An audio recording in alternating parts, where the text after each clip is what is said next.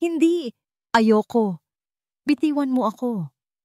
Ang sigaw na yon ang pumunit sa katahimikan ng gabi. Napabalikwas ng bangon si Elena Reyes, ang puso niya'y tila umakyat sa kanyang lalamunan. Bawat himaymay ng kanyang kalamnan ay nanigas. Sa isang iglap, ang payapang gabi sa kanilang munting bahay sa Batangas ay naging isang bangungot. Lila, mabilis pa sa 4:00 siyang tumakbo palabas ng kanyang silid at pumasok sa kwarto ng kanyang kambal. Doon, sa ilalim ng malamlam na ilaw ng buwan na sumisilip sa bintana, nakita niya si Lila na nagwawala sa higaan. Ang maliliit nitong kamay ay pilit na iwinawak siyang isang kalabang hindi naman nakikita. Anak, gising! Nanay to. Maranyang niyugyog ang balikat ng bata. Ang boses ay nanginginig sa pag-aalala. Biglang napamulat si Lila, ang mga matay ng lalaki sa takot. Basang-basa ng pawis ang kanyang noo. Nang makita niya ang mukha ng ina, humagulhol ito ng yak at mahigpit na yumakap sa kanya. Nanay, may halimaw po. Kukunin daw niya ako. Shh! Panaginip lang yon, anak. Wala dito ang halimaw. Bulong ni Ara. Habang hinahaplos ang likod ng anak, nandito si nanay. Hindi kanya hahayaang makuha.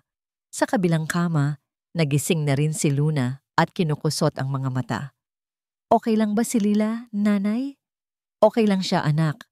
Masamang panaginip lang, sagot ni Ara. Pinipilit na pakalmahin ang sariling boses para sa kapakanan ng kanyang mga anak. Pinahiga niyang muli si Lila at kinantahan ito ng isang lumang oyayi. Dahan-dahan, sa saliw ng kanyang malambing na tinig at sa init ng yakap ng ina, bumigat muli ang talukap ng mga mata ni Lila hanggang sa ito'y tuluyang makatulog. Nanatili si Ara sa tabi nila.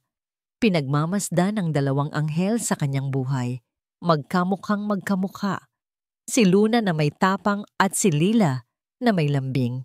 Ang kanyang lakas at ang kanyang kahinaan. Napabuntong hininga siya. Halimaw, kung alam lang ng kanyang anak, ang halimaw sa panaginip nito ay hindi maikukumpara sa totoong halimaw na pilit niyang tinatakbuhan sa loob ng 6 na taon. Isang halimaw na hindi gawa sa dilim at mga anino, kundi sa alaala ng isang gabing nagbago ng lahat. Isang halimaw na may pangalan at mukha, isang mukha na paminsan-minsan ay nasisilayan niya sa mga mata ng sarili niyang mga anak. Kinabukasan, sinubukan ni Ara na ibaon ang takot ng nagdaang gabi sa ilalim ng abalang gawain. Ang amoy ng sinaing at pritong isda ang bumati sa umaga. Ang tunog ng mga alon mula sa di kalayuang dalampasigan ang nagsilbing musika. Ito ang buhay na pinili niya. Isang simpleng buhay, malayo sa gulo ng syudad, malayo sa nakaraan. Dito, siya lang si Ara, ang nanay ni Luna at Lila. Walang nakakakilala sa kanya. Walang nakakaalam sa kanyang lihim. Nanay, mas masarap po yung sinangag niyo ngayon, puri ni Luna habang puno ang bibig. Dahan-dahan lang sa pagkain, anak. Saway niya ng may ngiti. Masaya siya sa buhay na ito. Kontento. Pero sa likod ng bawat ngiti ay mayroong anino ng pag-aalala. Ang perang kinikita niya sa pag-online selling at pagtulong sa maliit na kainan ng kanyang tiyahin ay sapat lang para sa kanilang pang-araw-araw. Walang sobra. Walang ipon para sa biglaang pangangailangan. At ang biglaang pangangailangan na yon ay dumating sa anyo ng isang tawag sa kanyang lumang cellphone. Ara, anak. Ang boses ng kanyang tita Miling sa kabilang linya ay basag. Tita, bakit po? May problema po ba kay nanay? Agad na kumabog ng malakas ang dibdib ni Ara. Isinugod namin siya sa ospital kaninang madaling araw. Nahilo at biglang nawalan ng malay. Sabi ng doktor, may aneurysm daw sa utak. Kailangan operahan kaagad. Bawat salitang binitiwan ng kanyang tiyahin ay tila isang suntok sa sikmura ni Ara. Napahawak siya sa gilid ng mesa para suportahan ang sarili. Ang mga ingay sa paligid ay biglang nawala. Operasyon. Magkano daw po, tita? Naitanong niya, kahit alam niyang matatakot siya sa sagot. Narinig niya ang pagbuntong hininga sa kabilang linya. Malaki, Ara. Malaking malaki. Hindi kakayanin ang naipon natin. Pagkatapos ng tawag, napaupo si Ara sa silya, tulala. Ang isdang nasa plato ay hindi na niya magalaw. Tumingin siya sa kanyang kambal na ngayon ay naglalaro sa sahig, walang kamalay-malay sa bigat na biglang pumatong sa balikat ng kanilang ina. Kailangan niyang gumawa ng paraan, kailangan niya ng malaking pera, at kailangan niya ito ngayon. Buong hapon, halos masira ang luma niyang laptop sa kapahanap ng trabaho online. Urgent hiring, high-paying job, no experience needed. Puro pangako na mahirap paniwalaan. Ang mga kumpanyang mukhang matino ay nangangailangan ng mga kwalifikasyon na matagal na niyang iniwan. Ang kanyang diploma ay nakatago na sa ilalim ng baul, kasama ng mga pangarap na isinantabi niya 6 na taon na ang nakalipas. Habang nag-i-scroll siya sa mga lumang email, umaasang meron siyang nakaligtaan, isang email mula sa nakaraan ang nakakuha ng kanyang pansin. Isang email na ipinadala halos 1 buwan na ang nakalipas, galing sa isang address na pilit na niyang kinakalimutan. HR Department hr@alcantaraholdings.com. Subject, Invitation. Final interview for Executive Secretary to the CEO Alcantara Holdings. Ang pangalan pa lang ay nagdulot na ng kilabot sa kanyang buong katawan. Binuksan niya ang email. Naalala niya ito. Isa ito sa mga desperadong aplikasyon na ipinadala niya noong minsang nagipit din sila bago pa siya nakatanggap ng tulong mula sa isang kaibigan. Hindi na niya ito inasahan dahil wala siyang natanggap na tugon. Pero may kasunod na email, ipinadala 2 linggo lang ang nakalipas. Subject, Job Offer, Executive Secretary to the CEO. Napatakip siya sa kanyang bibig. Hindi niya ito nakita. Marahil ay napunta ito sa spam folder o natabunan ng sandamakmak na ibang email. Following your impressive credentials and initial assessment, we are pleased to offer you the position of Executive Secretary to the CEO, Mr. Marco Alcantara. Napapikit ng mariin si Ara. Mr. Marco Alcantara, ang CEO, ang ama ng kanyang mga anak. Ang lalaking hindi alam na mayroon siyang 2 anak na nag-exist sa mundo. Ito na ba ang sagot ng langit? O isang malupit na biro ng tadhana? Tumunog muli ang kanyang cellphone. Ang kanyang ina, tumatawag mula sa ospital. Anak, wag mo na akong alalahanin, sabi ng ina niya. Hirap na hirap magsalita. Okay lang ako. Nanay naman, pigiluhan niyang sabi. Gagawan ko po ng paraan. Magiging okay po kayo. Pangako. Mahal na mahal kita, anak. Mahal na mahal din po kita, nanay. Pagkababa ng telepono, bumagsak ang mga luhang kanina pa niya pinipigilan. Tumingin siya sa kanyang mga anak na mahimbing nang natutulog para sa kanilang siesta. Tumingin siya sa laptop, sa job offer, na tila isang nakangiting demonyo. Ang bumalik sa Maynila ay nangangahulugang pagharap sa nakaraan. Ang pagtrabaho sa Alcantara Holdings ay nangangahulugang pagpasok sa pugad ng leon. Ang maging sekretarya ni Marco ay isang tiyak na kapahamakan. Pero ang hindi pagtanggap dito ay nangangahulugang pagsuko sa buhay ng kanyang ina. Nanginginig ang kanyang kamay na hinawakan ng mouse. Itinapat niya ang cursor sa salitang accept job offer, nag-aalangan.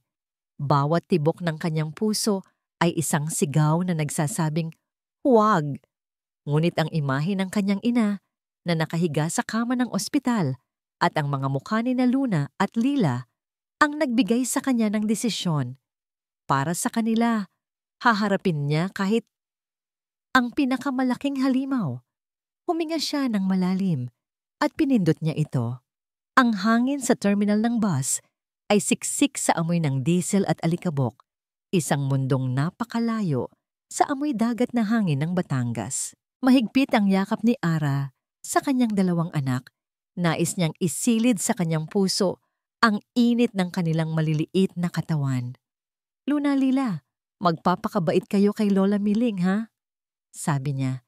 Pinipilit na maging masaya ang kanyang boses. "Huwag pasaway.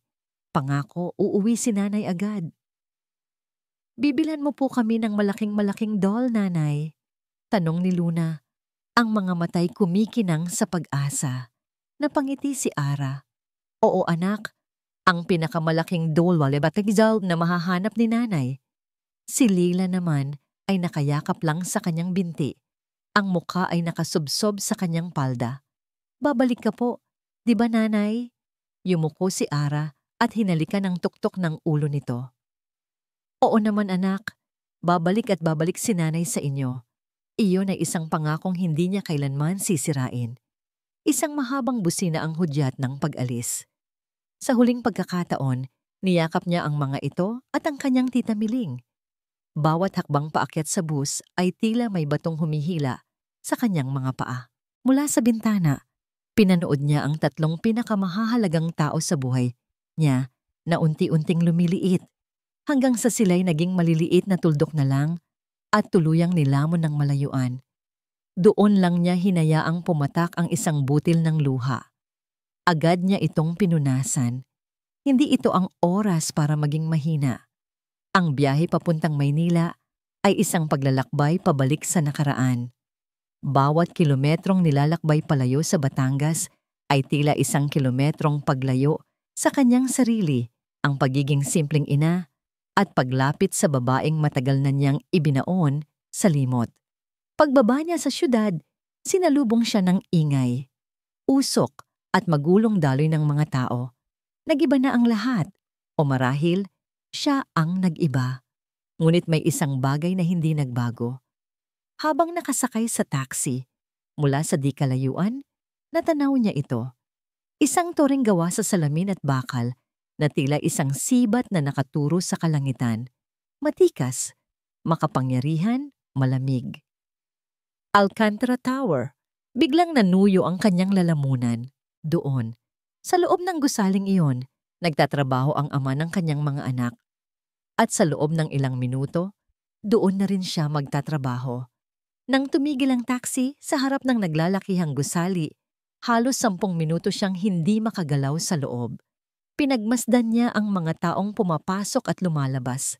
Mga lalaking naka-Amerikana, mga babaeng naka-istilong bestida, ang kanilang mga mukha ay seryoso at may tiyak na patutunguhan. Tila sila mga piraso sa isang chessboard at siya, isa siyang dayo na hindi alam ang mga patakaran ng laro. Huminga siya ng malalim, inipon ang lahat ng lakas ng loob na natitira sa kanya. Para kay nanay, para kina Luna at Lila, iyon ang kanyang mantra. Bumaba siya ng taxi. Sa bawat hakbang niya palapit sa umiikot na salaming pinto, pakiramdam niya ay lumalakad siya patungo sa kanyang sariling bitayan. Ang lamig ng aircon sa loob ng lobby ay tila yumakap sa kanyang balat. Ang sahig na gawa sa marmol ay sobrang kintab na halos masalamin mo ang iyong sarili. Ang lahat ay tahimik, maliban sa mahinang tunog ng mga keyboard mula sa reception desk at ang pag-click ng mga takong sa sahig. Isang mundo ng kaayusan at karangyaan. "Good morning, ma'am. How may I help you?" Bati ng babae sa reception. Ang ngiti ay professional. Good morning. Ako si Elena Reyes. First day ko ngayon bilang executive secretary." Sabi ni Ara, nanginginig ng bahagya ang boses. May tinipa ang babae sa kanyang computer. "Yes, Ma'am Elena Reyes. Welcome to Alcantara Holdings. Hinihintay na po kayo sa 45th floor. Ito po ang inyong temporary access card." Hawak ang card, sumakay siya sa elevator. Ang mga pinto ay nagsara ng walang tunog at naramdaman niya ang marahang pag-angat nito. 20, 35. Bawat numerong umiilaw ay tila pagbilang pababa sa isang bombang malapit ng sumabog. Ang dibdib niya ay dumadagundong. Mas mabilis pa sa pag-akyat ng elevator. Nang bumukas ang pinto sa 45th floor, isang ibang klaseng katahimikan ang sumalubong sa kanya. Mas tahimik kaysa sa lobby. Dito, ang sahig ay nababalutan ng makapal na carpet na lumulunod sa bawat tunog. Ang mga dingding ay pinalamutian ng mga painting na mukhang nagkakahalaga pa sa bahay niya sa Batangas. Isang babaeng may edad na nakasuot ng eleganteng itim na bestida ang sumalubong sa kanya. Miss Reyes, I am Mrs. Dizon, the head of Human Resources. Welcome. Please follow me. Sinundan ni Ara ang babae sa isang pasilyo. Ang bawat pinto na kanilang madaanan ay may nakaukit na pangalan at posisyon. Bawat isa ay tila isang pinto patungo sa isang kaharian. Sa dulo ng pasilyo ay isang malaking pinto na gawa sa dark wood. Walang pangalan.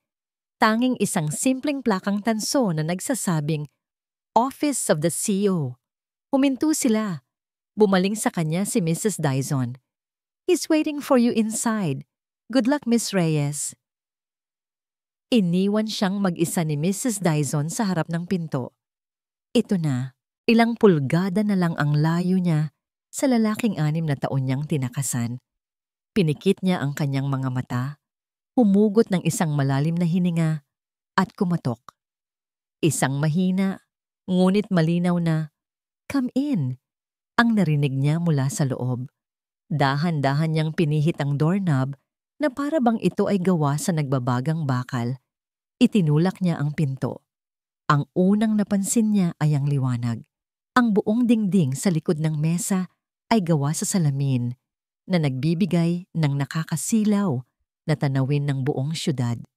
Ang opisina ay malawak at minimalist.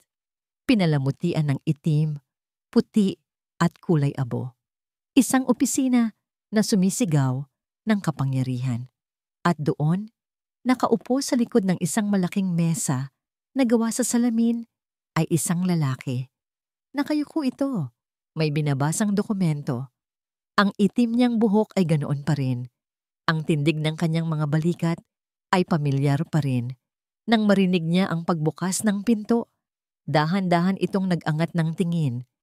Ang kanilang mga mata ay nagtagpo. Para kay Ara, ang oras ay huminto. Ang buong syudad sa labas ng bintana ay nawala. Ang tanging nakikita niya ay ang mga matang iyon, mga matang minsang tumitig sa kanya ng may kakaibang intensidad sa isang gabing hindi niya malilimutan. Nakita niya ang pagbabago sa mukha ni Marco Alcantara. Mula sa seryosong ekspresyon ng isang CEO, ito ay naging pagkalito. Pagkatapos ay pagkabigla. At sa huli, di makapaniwalang pagkilala. Ang kanyang bibig ay bahagyang bumuka. Ang hawak niyang mamahaling fountain pen ay nahulog mula sa kanyang mga daliri. Lumikha ito ng isang matinis na kalansing nang tumama ito sa salaming mesa. Ang tanging tunog na bumasag sa nakabibinging katahimikan. Tila isang siglo ang lumipas na sila'y nakatitig lang sa isa't isa. Parehong bilanggo ng isang alaalang biglang nabuhay. Ngunit bago pa man may makapagsalita sa kanilang dalawa, isang boses ng babae ang biglang pumunit sa tensyon. Isang boses na matamis, ngunit may talim. Sino siya, mahal? Mula sa isang pinto sa gilid ng opisina, lumabas ang isang babaeng napakaganda. Nakasuot ng pulang bestida na bumagay sa perpekto nitong katawan.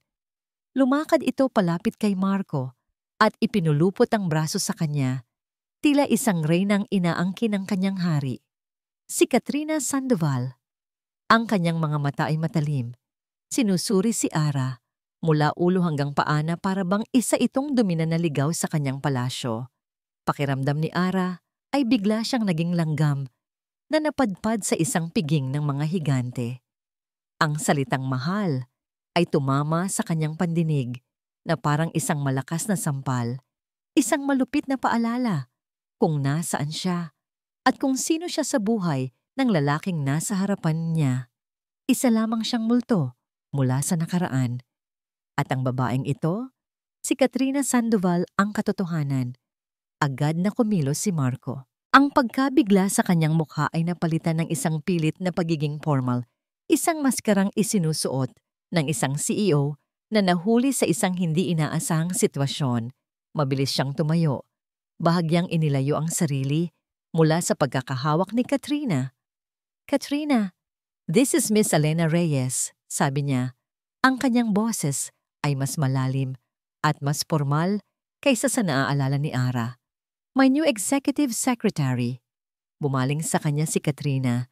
Isang nangiti ang unti-unting gumuhit sa perpektong pula nitong mga labi. Ngunit ang nangiti ay hindi umabot sa kanyang mga mata. Ang mga mata nito ay tila dalawang scanner. Sinusuri ang bawat detalye ng kanyang simpleng bestida, ng kanyang sapatos na may kaunting gasgas, ng kanyang mukha na walang kolorete. "Oh, so you're the new girl," sabi ni Katrina.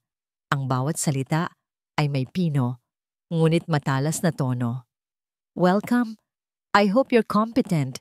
Marco deserves only the best." Isang hamon, isang babala. Naintindihan agad ni Ara. Napayuko siya ng bahagya. "I'll do my best, ma'am." Ang mga salitang yon ay parang abo sa kanyang bibig. "Good," simpleng sagot ni Katrina, bago muling ibinaling ang buong atensyon kay Marco na para bang si Ara ay isa na lamang hangin. "I was just about to ask you for lunch, mahal. We need to discuss the arrangements for the engagement party." Engagement party. Isa na namang suntok. Pakiramdam ni Ara ay hindi na siya makahinga sa loob ng malawak na opisinang yon. Kailangan niyang makaalis. Ngayon din, tila nabasa ni Marco ang pagkasuklam sa kanyang mukha. "Miss Reyes," mabilis niyang sabi, bumalik sa pagiging boss. "Could you please coordinate with Mrs. Dizon? I need the complete file for the board meeting at 2 p.m. I want it on my desk within the hour." Iyon na ang hudyat na hinihintay niya. 100 para makatakas. "Yes, sir. Right away, sir." Sagot ni Ara. Hindi na nag-aksayang tumingin pa sa kanilang dalawa. Mabilis siyang tumalikod at halos takbuhin ang pabalik sa pinto. Nang mahawakan niya ang malamig na doorknob, narinig niya ang huling sinabi ni Katrina sa mahinang boses, sapat lang para marinig niya. "She looks rather plain, don't you think?" Hindi na niya hinintay ang sagot ni Marco.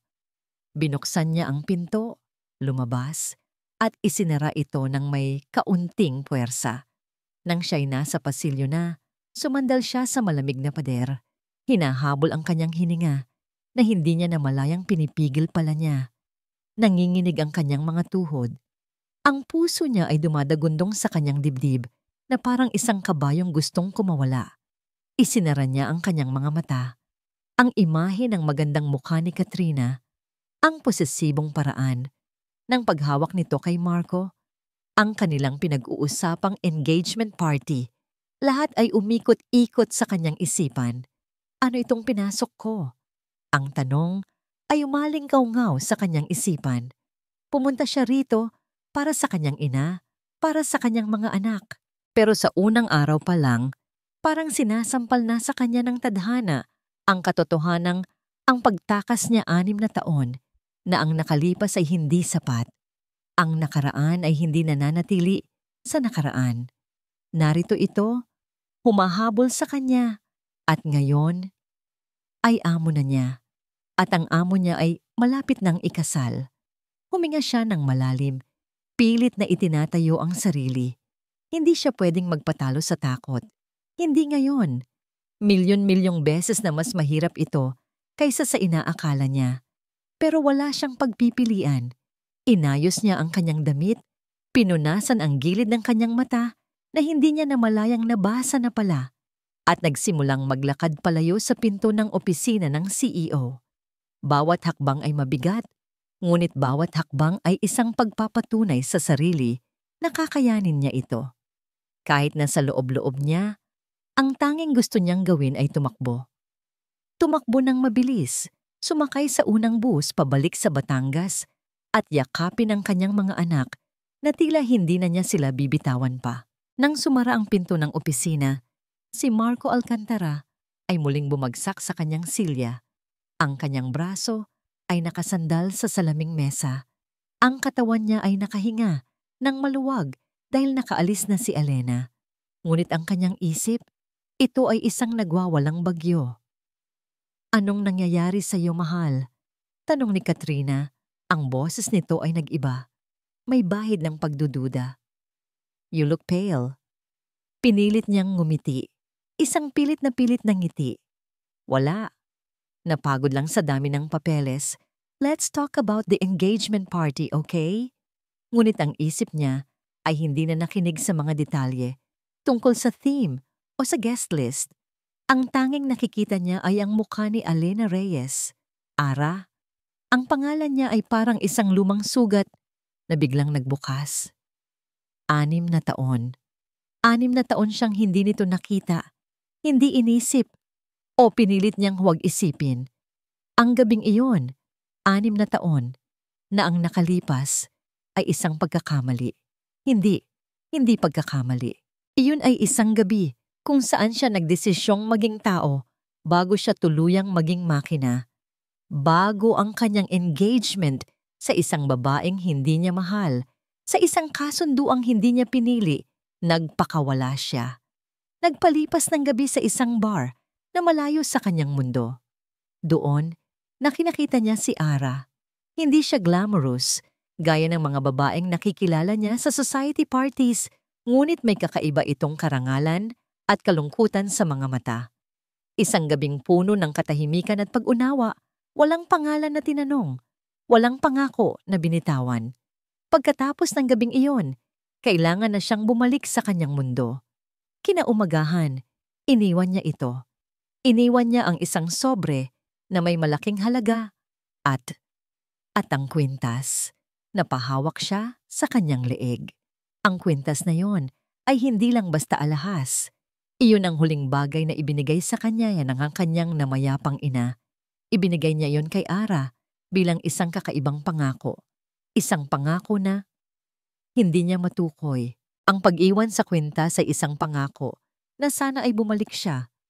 O sana ay makita niyang muli si Ara. Pero hindi na siya bumalik. Hindi na niya ito hinanap. Bakit? Dahil kinailangan niyang maging si Marco Alcantara, ang tagapagmana, ang CEO, ang ikakasal, kay Katrina Sandoval. Ngunit narito si Ara bilang kanyang sekretarya sa kanyang tore. Nang umalis si Katrina, hindi na nakayanan ni Marco ang pagkabigla.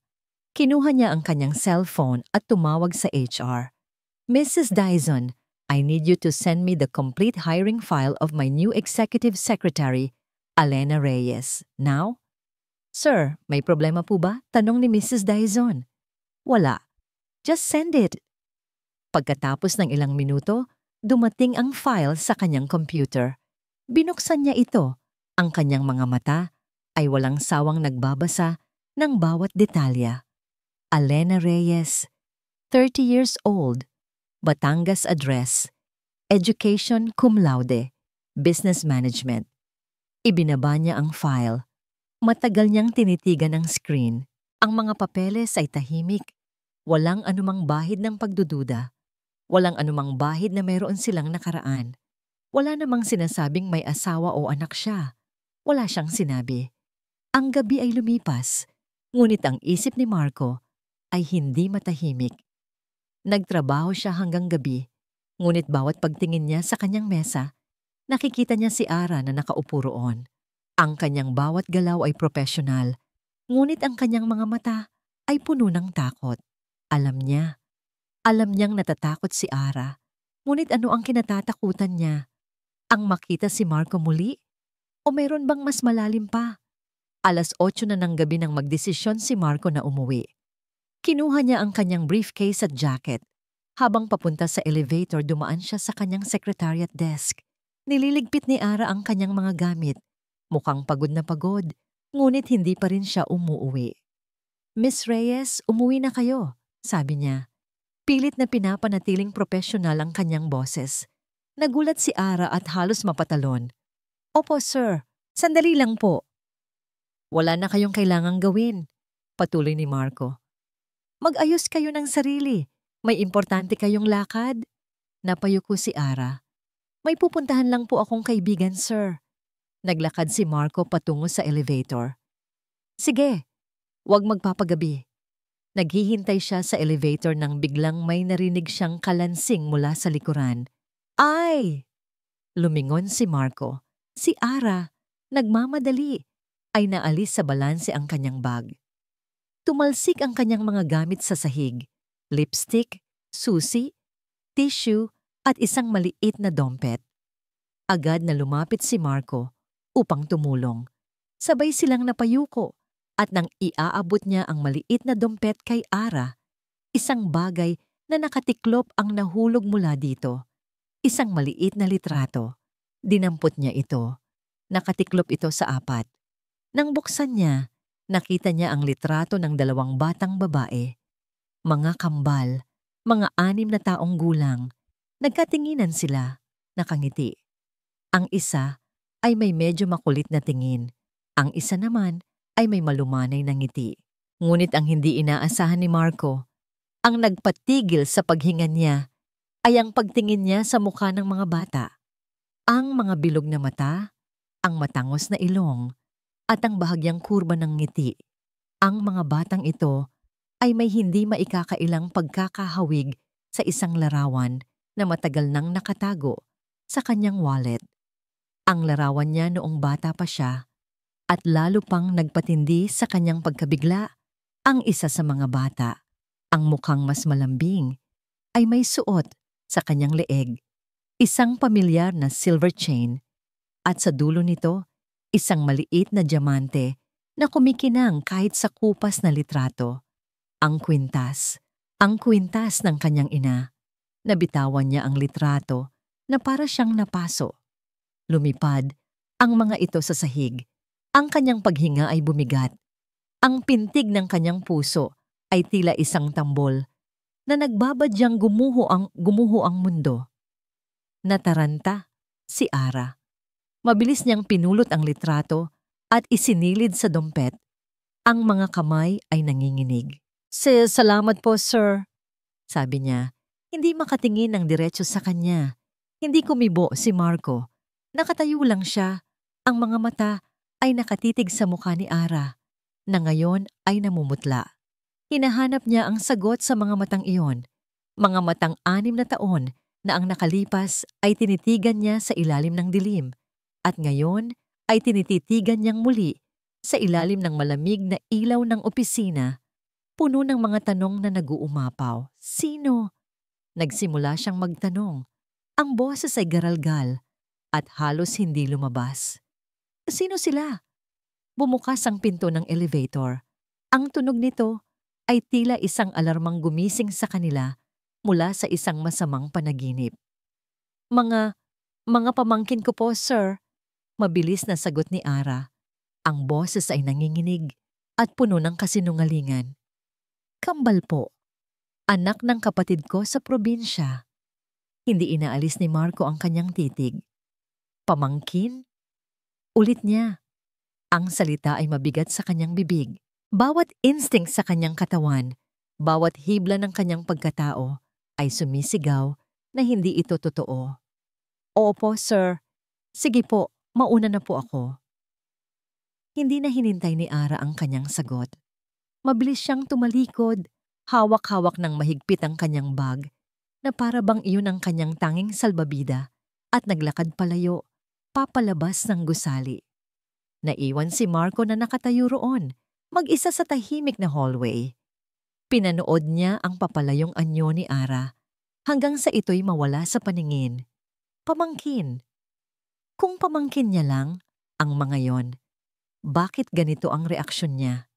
Bakit siya namutla na parang nakakita ng multo? At bakit pakiramdam ni Marco ay tila isang malaking piraso ng kanyang pagkatao ang biglang tinanggal sa kanya? Pumasok siya sa elevator. Pinindot ang buton para sa basement parking. Habang bumababa, sumandal siya sa malamig na bakal na dingding. Ipinikit niya ang kanyang mga mata at ang imahe ng 2 batang babae sa litrato ang malinaw na lumitaw sa kanyang isipan. Ang kanilang mga mata, ang kanilang mga ngiti, ang kwintas, lahat ay sumisigaw ng isang katotohanan. Isang katotohanan na napakasakit isipin, ngunit mas masakit kung totoo ngang itinago ito sa kanya sa loob ng 6 na taon. Pagdating sa parking lot, hindi siya agad sumakay sa kanyang kotse. Sumandal siya rito. Kinuha ang kanyang wallet at inilabas ang luma niyang litrato noong bata pa siya. Pinagtabi niya sa kanyang isipan ang litratong yon at ang litrato ng dalawang bata. Walang duda. Isinara niya ang kanyang mga kamao. Isang emosyon ang unti-unting pumalit sa kanyang pagkalito. Isang malamig at matalim na emosyon.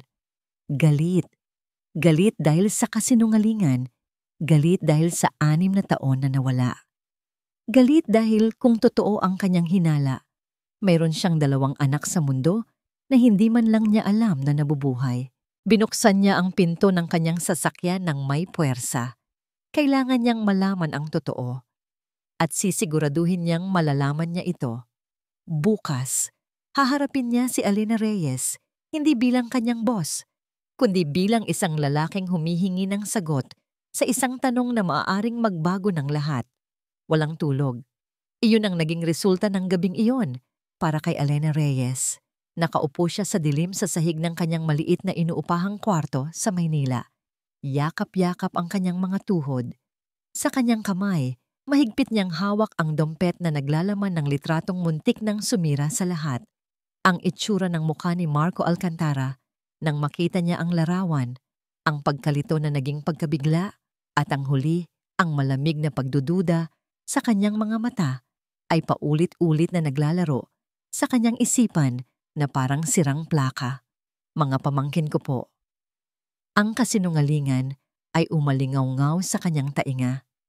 Isang napakahinang depensa, isang napakababaw na dahilan, at alam niyang hindi ito pinaniwalaan ni Marco.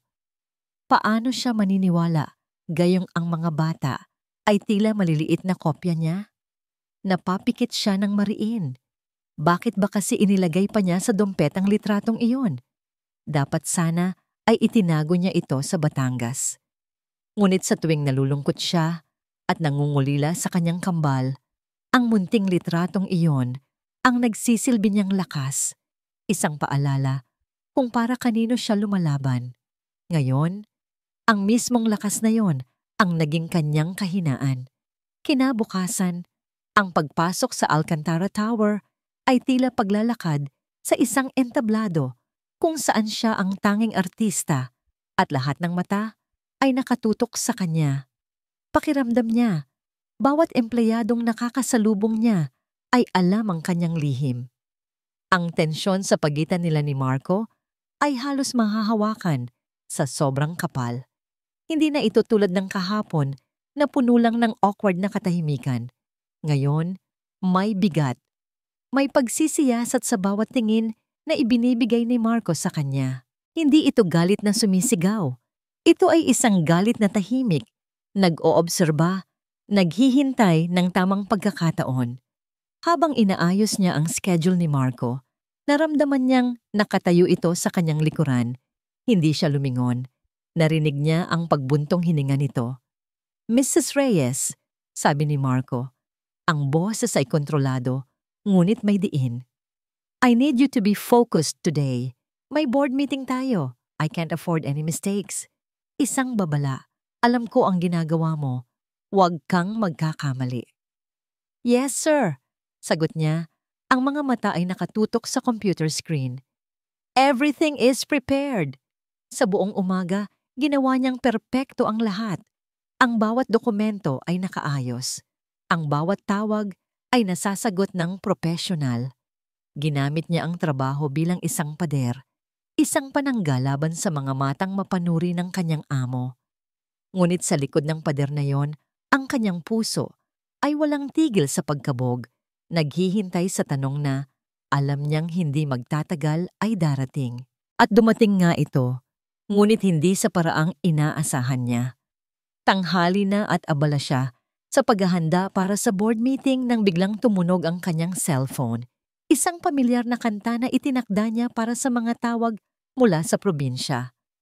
Agad niyang sinagot. Iniisip na marahil ay ang tita Miling niya ito na kumakamusta. "Hello, tita." "Ara? Si Aling Nena ito, yung kapitbahay niyo." Ang boses sa kabilang linya ay humihingal at puno ng pagkasindak. Biglang nanindig ang mga balahibo ni Ara. "Aling Nena? Bakit po?" Anong nangyari? Si Lila! Si Lila, Ara! Sigaw ng matanda. Naglalaro sila ni Luna sa may puno ng bayabas tapos nahulog siya. Walang malay, Ara. Walang malay. Sa isang iglap, ang mundo ni Ara ay huminto sa pag-ikot. Ang mga tunog sa opisina, ang pag-type sa keyboard, ang mahinang ugong ng aircon ay biglang nawala. Ang tanging naririnig niya ay ang malakas na dagundong ng dugo sa kanyang mga tainga. Nabitawan niya ang ballpen na hawak niya. Nasaan po siya ngayon? Tanong niya. Ang bawat salita ay hirap na hirap lumabas sa kanyang lalamunan. Dinala namin dito sa health center sa bayan. Bilisan mo, Ara. Kailangan ka rito. Hindi na niya narinig ang mga huling sinabi ni Aling Nena. Ibinaba niya ang telepono. Ang mukha niya ay nawalan ng lahat ng kulay. Ang kanyang isip ay blangko. Isa lang ang paulit-ulit na tumatakbo roon. Lila. Nahulog. Walang malay. Walang paalam. Walang pag-iisip. Tila isang robot na biglang nagka-purpose, mabilis niyang dinampot ang kanyang bag. Nabuwal ang ilang folders sa kanyang mesa, ngunit hindi niya ito pinansin. Tumakbo siya. Tumakbo siya palabas ng kanyang cubicle. Ang mga mata ay nagsisimula ng manlabo dahil sa mga luhang namumuo. Hindi niya alintana ang mga nagtatakang tingin ng ibang empleyado. Ang tanging nasa isip niya ay ang makalabas sa gusaling iyon at makauwi sa kanyang anak. Nang dumaan siya sa tapat ng malaking pinto ng opisina ni Marco, bumukas ito. Lumabas si Marco, hawak ang isang folder, ang mukha ay seryoso at handa na para sa meeting. Miss Reyes, where do you think you're... Huminto siya sa pagsasalita nang makita ang itsura ni Ara. Nakita niya ang takot, ang pagkasindak, ang mga luhang dumadaloy sa pisngi nito. Nakita niya ang isang ina, hindi ang isang sekretarya, ngunit hindi huminto si Ara. Nilagpasan niya lang si Marco na parang hangin at nagpatuloy sa pagtakbo patungo sa elevator. Paulit-ulit na pinipindot ang down button. Ara! Sigaw ni Marco. Ginamit ang kanyang unang pangalan sa unang pagkakataon, pero hindi siya lumingon. Nang bumukas ang pinto ng elevator, pumasok siya at mabilis na nagsara ito. Iniwan si Marco na nakatayo sa hallway, puno ng pagkalito at isang hindi maipaliwanag na masamang kutob. Ang biyahe ni Ara papuntang Batangas ay isang mahabang, nakakabaliw na panalangin. Bawat segundo na tumatakbo ang bus ay tila isang oras. Bawat paghinto nito ay tila isang pagsubok sa kanyang katinuan. Pagdating niya sa maliit na health center sa kanilang bayan, sinalubong siya ng umiiyak niyang Tita Miling at ni Aling Nena. Ara, mabutit dumating ka. Nasaan po si Lila? Tanong niya. Ang boses ay basag na. Itinuro nila ang isang silid. Pumasok siya at nakita ang kanyang anak na nakahiga sa isang puting kama, may benda sa ulo at nakaswero. Si Luna ay nasa tabi nito, umiiyak ng tahimik. Anak, bulong ni Ara. Lumuhod sa tabi ng kama at hinawakan ng malamig na kamay ni Lila. Lumabas ang isang doktor. Mrs. Reyes? Ako po. Mabilis niyang sagot. Kamusta po ang anak ko, Doc? Ang mukha ng doktor ay seryoso. Medyo malakas ang pagkakabagok niya sa ulo. We managed to stabilize her. Pero kailangan siyang masuri ng maigi. Kailangan siyang ma-CT scan para makita kung may internal bleeding. At wala kaming gamit dito para dyan. Saan po namin siya pwedeng dalhin, Doc? Kahit saan, dadalhin ko siya. Pagmamakaawa ni Ara. Tiningnan siya ng doktor ng may simpatya. Para sa kaso niya, kailangan niyo ng ospital na may kompletong pediatric neurofacilities sa Maynila. Ang pinakamagaling ay ang St. Luke's o kaya ang... Huminto ang doktor, tila nag-iisip. O kaya ang Alcantara Medical Center. Sila ang may pinakamodernong equipment para sa mga ganitong kaso. Ang pangalan ay tumama kay Ara na parang kidlat. Alcantara. Muli, ang pangalang iyon, ang pamilyang pilit niyang tinatakasan ang siya ngayong may hawak sa tanging pag-asa para mabuhay ang kanyang anak. Tumingin siya sa natutulog na mukha ni Lila pagkatapos ay sa kawalan. Tila ang tadhana ay isinara ang lahat ng pinto at bintana at iniwan siyang nakakulong sa isang pasilyo na may iisang daan lang palabas. Isang daan na diretso pabalik sa lalaking pinagmulan ng lahat ng kanyang lihim. Naiwan si Marco Alcantara na nakatayo sa gitna ng pasilyo. Ang katahimikan ay tila isang malakas na dagundong sa kanyang tainga. Ang imahe ni Ara, ang takot sa mga mata nito, ang mga luhang hindi mapigilan, ay nakatatak sa kanyang isipan. "Sir?" Tanong ng isa niyang assistant na nagmamadaling lumapit. "The board is waiting. Nandoon na po ang lahat." Bumalik sa realidad si Marco. Ang board meeting, ang Sandoval merger, ang buong imperyo na nakapatong sa kanyang mga balikat. Ngunit sa isang iglap, lahat ng iyon ay tila nawalan ng bigat. "Cancel the meeting," utos niya. Ang boses ay matigas at walang anumang pag-aalinlangan. Pero sir, I said cancel it." Halos sigaw niya na ikinagulat ng assistant. Hindi siya kailanman ganito.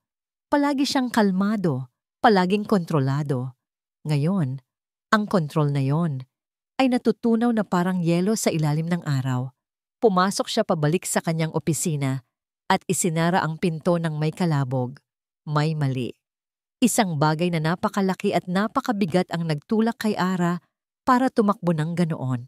At ang masamang kutob na gumagapang sa kanyang sikmura ay nagsasabing may kinalaman ito sa litratong nakita niya kagabi. Ang mga bata. Ang kwintas. Hindi siya mapakali. Lumakad siya pabalik-balik sa kanyang malawak na opisina. Kinuha niya ang kanyang cellphone at tinawagan si Mrs. Dizon sa HR. "What do you know about Elena Reyes' family?" Diretsong tanong niya. "Sir, wala po masyado sa file niya maliban sa address niya sa Batangas at ang pangalan ng ina niya bilang emergency contact." "Find out. I need to know why she ran out of here like a mad woman. Used all our resources, now." Hindi pa nakakalipas ang 10 minuto, tumawag pabalik si Mrs. Dizon. Ang boses ay puno ng pag-aalala. "Sir Marco, nakausap ko po ang barangay captain sa lugar nila sa Batangas. Ang anak daw po ni Miss Reyes na aksidente. Bawat salita ay tila isang suntok. Pero isang salita ang umalingaw-ngaw sa kanyang isipan na nagpatigil sa kanyang paghinga. Anak. Hindi pamangkin, kundi anak. "Which hospital?" Tanong niya. Ang kanyang boses ay naging malamig na parang yelo. Dinala daw po sa health center doon, pero mukhang ililipat sa Maynila. "Sir, ang sabi po sa akin, 2 daw po ang anak ni Miss Reyes. Kambal." Ibinaba ni Marco ang telepono. Ang hangin sa kanyang baga ay tila naubos. Ang 4 na sulok ng kanyang opisina ay biglang lumiit. Kambal. 6 na taon. Ang litrato. Ang pagkakahawig. Ang kwintas. Lahat ng piraso ng puzzle ay biglang nagkabit-kabit sa kanyang isipan. Bumubuo ng isang larawan na napakasakit tingnan. Isang larawan ng 6 na taon ng kasinungalingan. Hindi na siya nag-isip pa. Dinampot niya ang susi ng kanyang kotse at mabilis na tinungo ang private elevator. Habang nagmamaneho palabas ng basement parking, ang galit at pag-aalala ay naghahalo sa kanyang dibdib. Isang nakakabaliw na kombinasyon. Galit dahil sa panloloko. Pag-aalala para sa isang batang hindi niya kilala. Isang batang maaaring dugo niya. Tumawag siya sa kanyang contact sa Alcantara Medical Center. "I need you to track a patient for me." Isang bata. Posibleng ililipat mula sa isang health center sa Batangas. The mother's name is Elena Reyes. "I want to know the moment she arrives." Ang biyahe papunta sa ospital ay isang paglalakbay sa impyerno. Bawat busina ng sasakyan, bawat pulang ilaw sa trapiko, ay tila isang personal na pangiinis. Ang mga kamay niya ay mahigpit na nakahawak sa manibela. Ang mga ugat ay lumilitaw. Nang makarating siya sa ospital, isang tawag ang pumasok. "Sir, kararating lang po ng ambulansya. Nasa emergency room po sila." Tumakbo siya papasok sa ospital. Hindi alintana ang mga taong napapatingin sa CEO ng Alcantara Holdings na tumatakbo na parang hinahabol ng demonyo. Nakita niya sila sa isang cubicle sa Iraq. Si Ara, nakatayo, ang mukha ay basang-basa ng luha habang kinakausap ang isang doktor. Sa kama, nakahiga ang isang batang babae, may benda sa ulo at sa leeg nito. Sa ilalim ng ilaw ng ospital, kumikinang ang isang maliit na diamante na nakasabit sa isang silver chain. Huminto si Marco sa may pintuan, ang kanyang paghinga ay mabigat. Para siyang sinasakal. Lumapit siya, bawat hakbang ay matigas. Naramdaman ni Ara ang kanyang presensya. Lumingon ito. Nang makita siya, ang pag-aalala sa mukha nito ay nahaluan ng matinding takot. "Anong ginagawa mo rito?" tanong ni Ara. Ang boses ay mahina at nanginginig. Sinusubukang harangan ang tanawin ni Marco papunta sa kama. Hindi siya sumagot. Ang mga mata niya ay nakapako sa bata. Lumapit pa siya. "Tumabi ka, Ara." "Huwag." Pagmamakaawa niya. "Marco, please, huwag ngayon." Pero huli na ang lahat. Tumingin siya sa mukha ng bata. Ang hugis ng mga mata, ang kurba ng kilay, ang anyo ng bibig. Nakita niya ang sarili niya. Nakita niya ang kanyang ama. Nakita niya ang dugo ng mga Alcantara. Hinarap niya si Ara. Ang galit na pinipigilan niya ay sumabog. 6 na taon. Sabi niya, ang boses ay mababa, ngunit puno ng bagsik. 6 na taon mo itong itinago sa akin? Niyakap ni Ara ang sarili. Nagsimulang humikbi. Hindi mo maiintindihan. Ang alin ang hindi ko maiintindihan? Sigaw niya. Hindi na napigilan ang sarili. Ang katotohanang may anak ako, na may 2 anak ako na lumalaki nang hindi ko man lang alam. Iyon ba ang hindi ko maiintindihan? May fiancé ka na noon, ganti ni Ara. Ang mga luha ay tuluyan ng bumuhos. Ano ang gusto mong gawin ko? Lumapit sa'yo at sabihing, "Hoy Marco, nabuntis mo ako." Para ano? Para itaboy mo ako? Para isipin mong pera lang ang habol ko? Kaya nagdesisyon ka para sa akin? Tanong ni Marco. Ang sakit ay humahalo na sa kanyang galit. Kinuha mo sa akin ang karapatang makilala sila. Kinuha mo sa kanila ang karapatang magkaroon ng ama. Walang naisagot si Ara. Napagulol na lang siya ng yak. Ang kanyang mga balikat ay nanginginig. Ang kanyang lakas ay naubos na. Tinalikuran siya ni Marco at muling tumingin sa bata. Dahan-dahan siyang lumapit sa kama at hinawakan ang maliit na kamay nito. Napakaliit, napakarupok. Isang damdamin na hindi niya pa naramdaman kailanman ang biglang bumalot sa kanya. Isang kakaibang koneksyon, isang sakit na hindi niya maipaliwanag. Ito ang anak niya. At sa loob ng 6 na taon, nabuhay siya sa mundo nang hindi alam na may isang maliit na nilalang na nagdadala ng kanyang dugo. Ang galit niya kay Ara ay naroon pa rin, nag-aalab. Ngunit sa ilalim ng galit na yon, mayroong isang bagay na mas malaki, isang malawak at malalim na lungkot para sa mga nawalang pagkakataon. Nakatayo lang sila roon sa katahimikan, tanging ang tunog ng pag-iyak ni Ara at ang mahinang pag-beep ng monitor sa ospital ang maririnig. Isang nasirang pamilya, nagkita-kita sa unang pagkakataon sa isang silid ng trahedya. Biglang bumukas ang pinto ng cubicle. Isang matamis na ngiti at isang malaking basket ng prutas ang pumasok.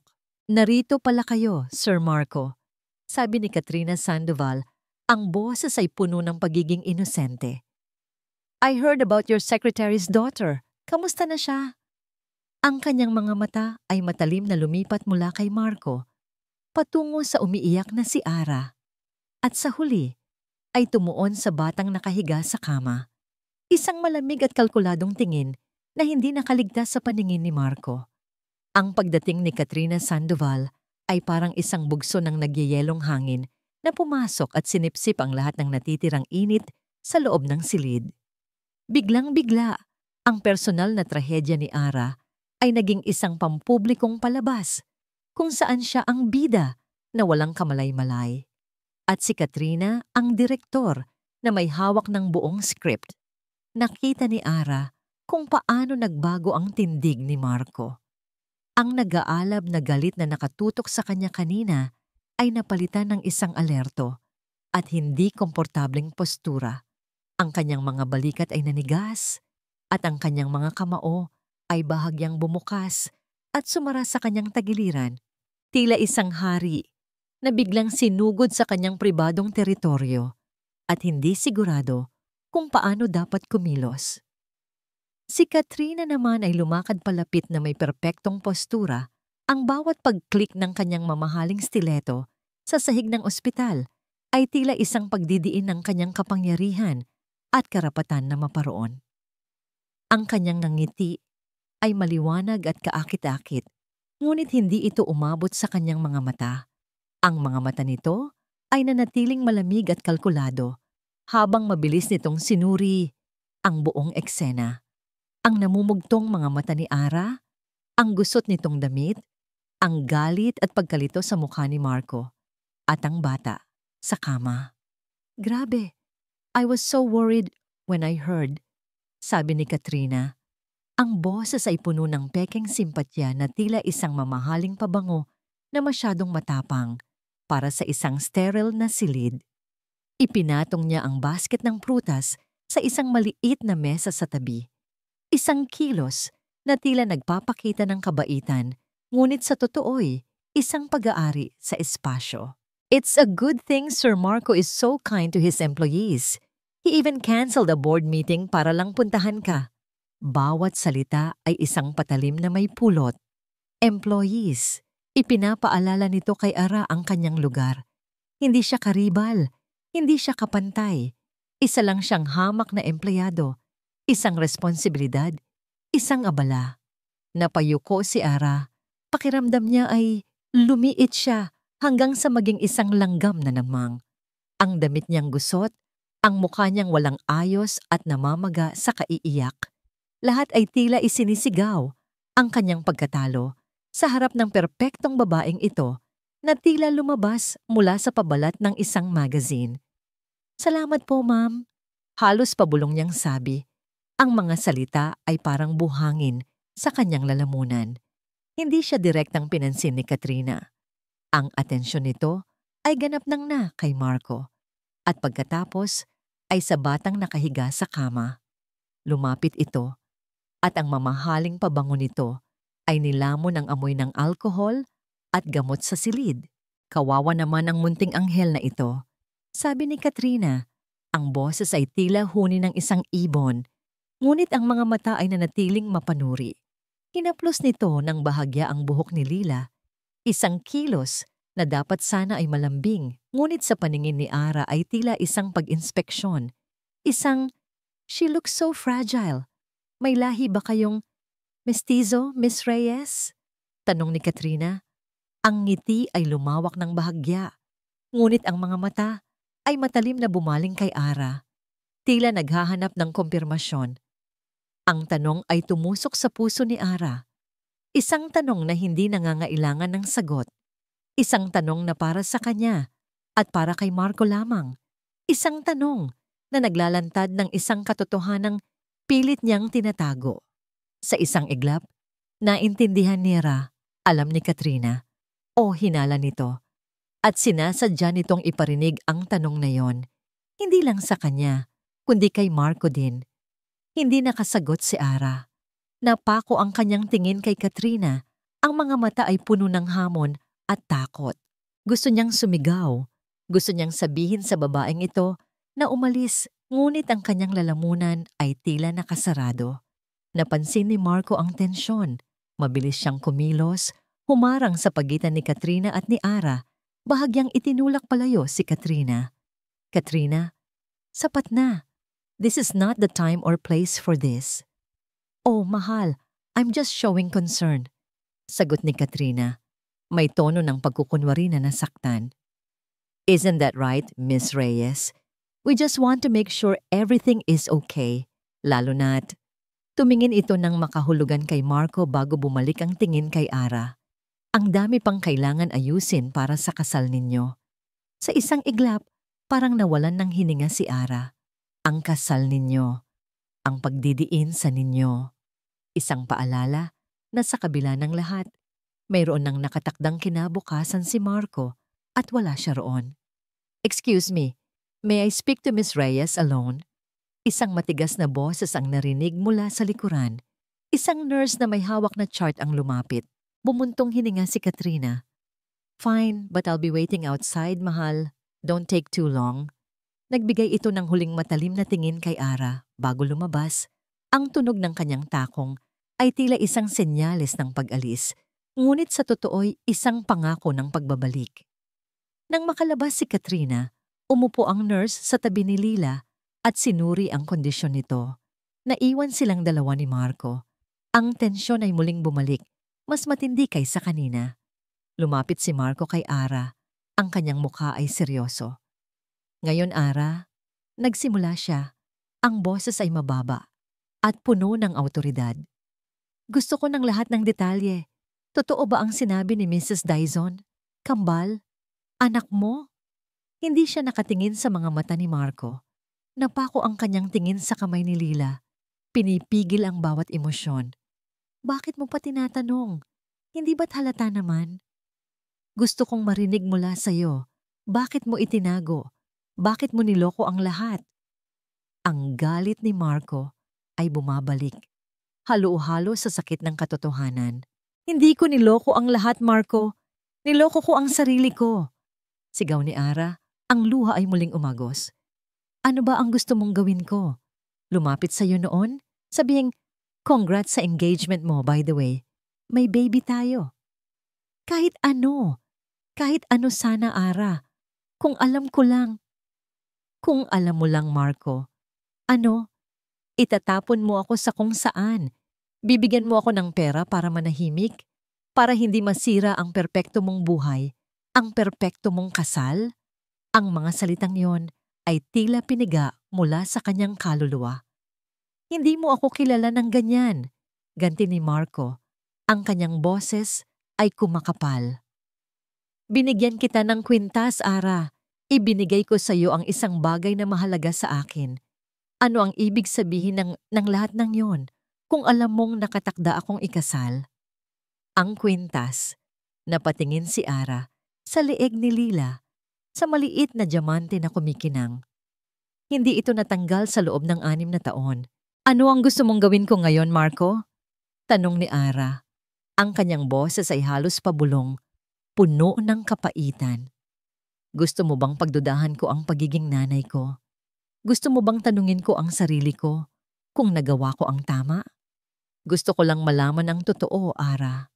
Sabi ni Marco. Ang kanyang galit ay unti-unting napapalitan ng pagkabigo. Gusto ko ng pagpapatunay, DNA test. Bawat salita ay tumama sa kanya na parang latigo. Hindi lang ang kanyang lihim ang gusto nitong patunayan, kundi pati na rin ang kanyang pagkatao. Pakiramdam ni Ara, hinuhusgahan siya. Tiningnan niya si Marco. Ang kanyang mga mata ay puno ng sakit at pagkabigo. Gawin mo ang gusto mo, sabi niya. Ang kanyang boses ay parang basag na salamin. Gawin mo ang lahat ng gusto mo para mapatunayan ang sarili mo. Huminga siya ng malalim. Pinipilit na bumalik ang lakas ng loob na matagal na niyang pinanghahawakan. Pero pagkatapos nito, patuloy niya, pagkatapos mong mapatunayan ang lahat, layuan mo na kami. Tila isang suntok ang tumama kay Marco. Hindi siya nakasagot. Ang kanyang mukha ay nagpakita ng halo-halong emosyon.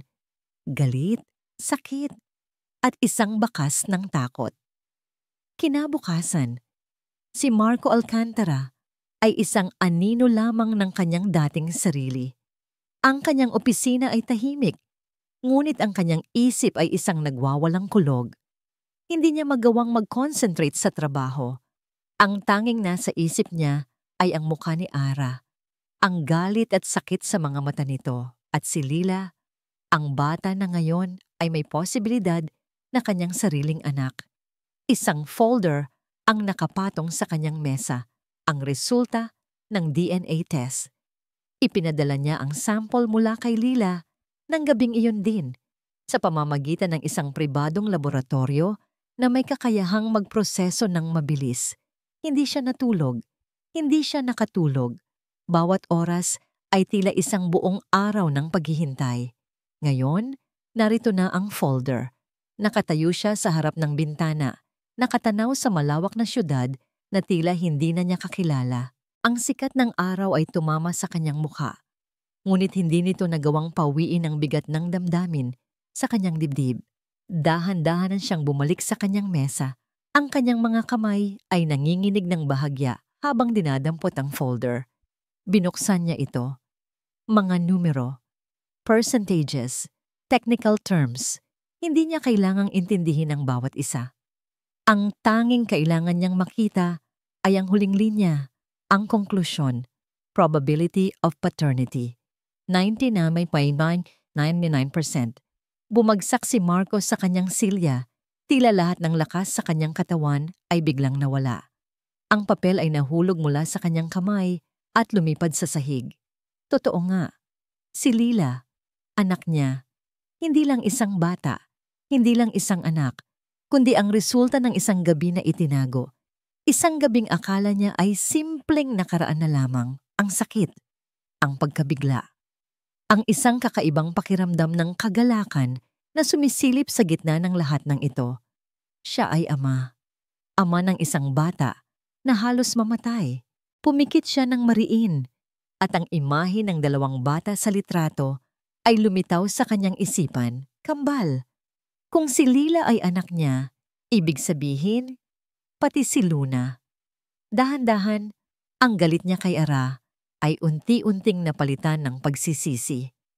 Gaano ba kahirap ang buhay ni Ara sa loob ng 6 na taon? Mag-isa. Lumalaban para sa dalawang bata. Habang siya, si Marco Alcantara ay abala sa kanyang imperyo, sa kanyang engagement, sa kanyang perpektong buhay. Napakasakit.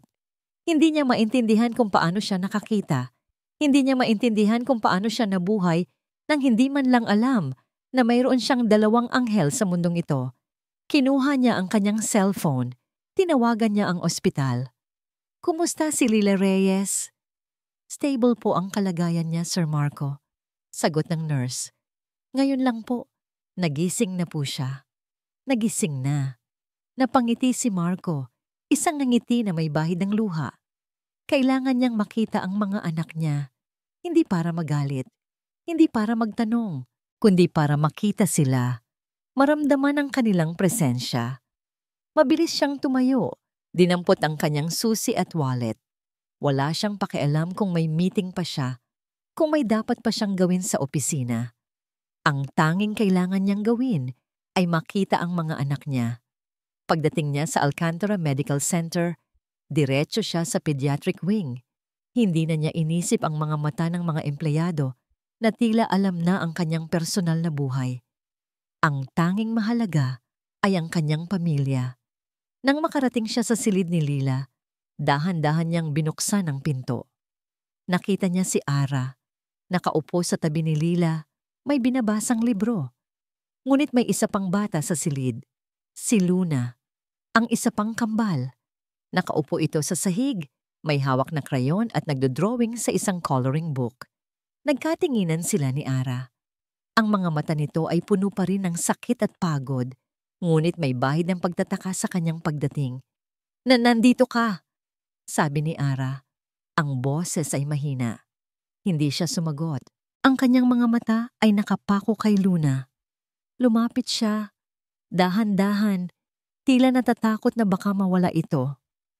Nang makita siya ni Luna, huminto ito sa pagdodrawing.